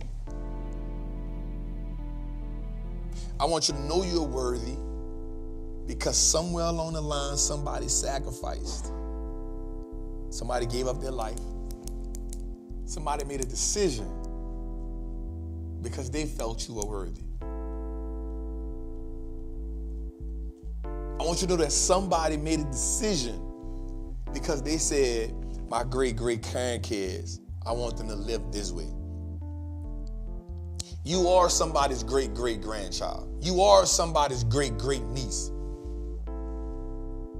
And somebody along that great era had a vision for you that you don't even know about, and they sacrificed for it. And I want you to know that that's the worthiness that got you here today. And I don't want you to disregard that because you're so busy chasing your idea of something. You're so busy chasing what the media has told you success is. You're so busy chasing whatever. I want you to just understand that. Create the idea of what worthiness is. Most important, I want that worthiness to align with God's purpose for your life. Because that worthiness and that alignment will give you fulfillment. Your vision and perspective of worthiness, when it aligns with God's vision for your life, will give you fulfillment. And that fulfillment will take you further than you've ever been. I want to tell y'all, thank y'all for joining us tonight. 3 hours and 15 minutes. We back in our bag tonight. I want y'all to know I love y'all. We appreciate y'all. We would not be here without y'all. We appreciate y'all take time to make us a part of y'all Tuesday. Each and every Tuesday. 78 Tuesdays in a row. That's repetition. It gave birth. It gave birth to new trappers. It gave birth to money printers. It gave birth to people who believe in the market. It gave birth to new generation millionaires. It gave birth to people who are architects of their family blueprints. It gave birth to people who are turning their last name to asset. It gave birth to disruptive wealth millionaires. It has given birth 78 weeks in a row, and we got a long time to go. I want you to know that I, myself, and my team, we don't think it, but we know you worthy. We know you worthy. So listen, man, we got a goal. We at 83,000 subscribers, y'all. Let's get that to 100 before the first quarter over. That means a lot to us. Get the subscribers up. Let's get the likes up. Let's share this. I want you to go to Apple, YouTube, all the other streaming platforms that play podcasts. I want you to download our audio version. I want you to share it, please. Let's get us up in that top 5 this year, man. Let's get us in that top 5 this year because we worthy of that. We put in enough work for that. And I ain't just saying me, I'm saying you. Just imagine what it looks like if a network by the name of the Wallstreet Looks Like Us Now network becomes the #1 investing show. How would that? That's disruptive right there. That's disruptive right there. We do this like nobody else do. We show our portfolio each and every week, win, lose, or draw. We make you laugh. We give you facts. We give you some controversy. We give you some real talk. We give you some life events because we know that's what it takes to make you great. You worthy. It's your boy, Wall Street Trap, man. I love y'all. I appreciate y'all. Good night.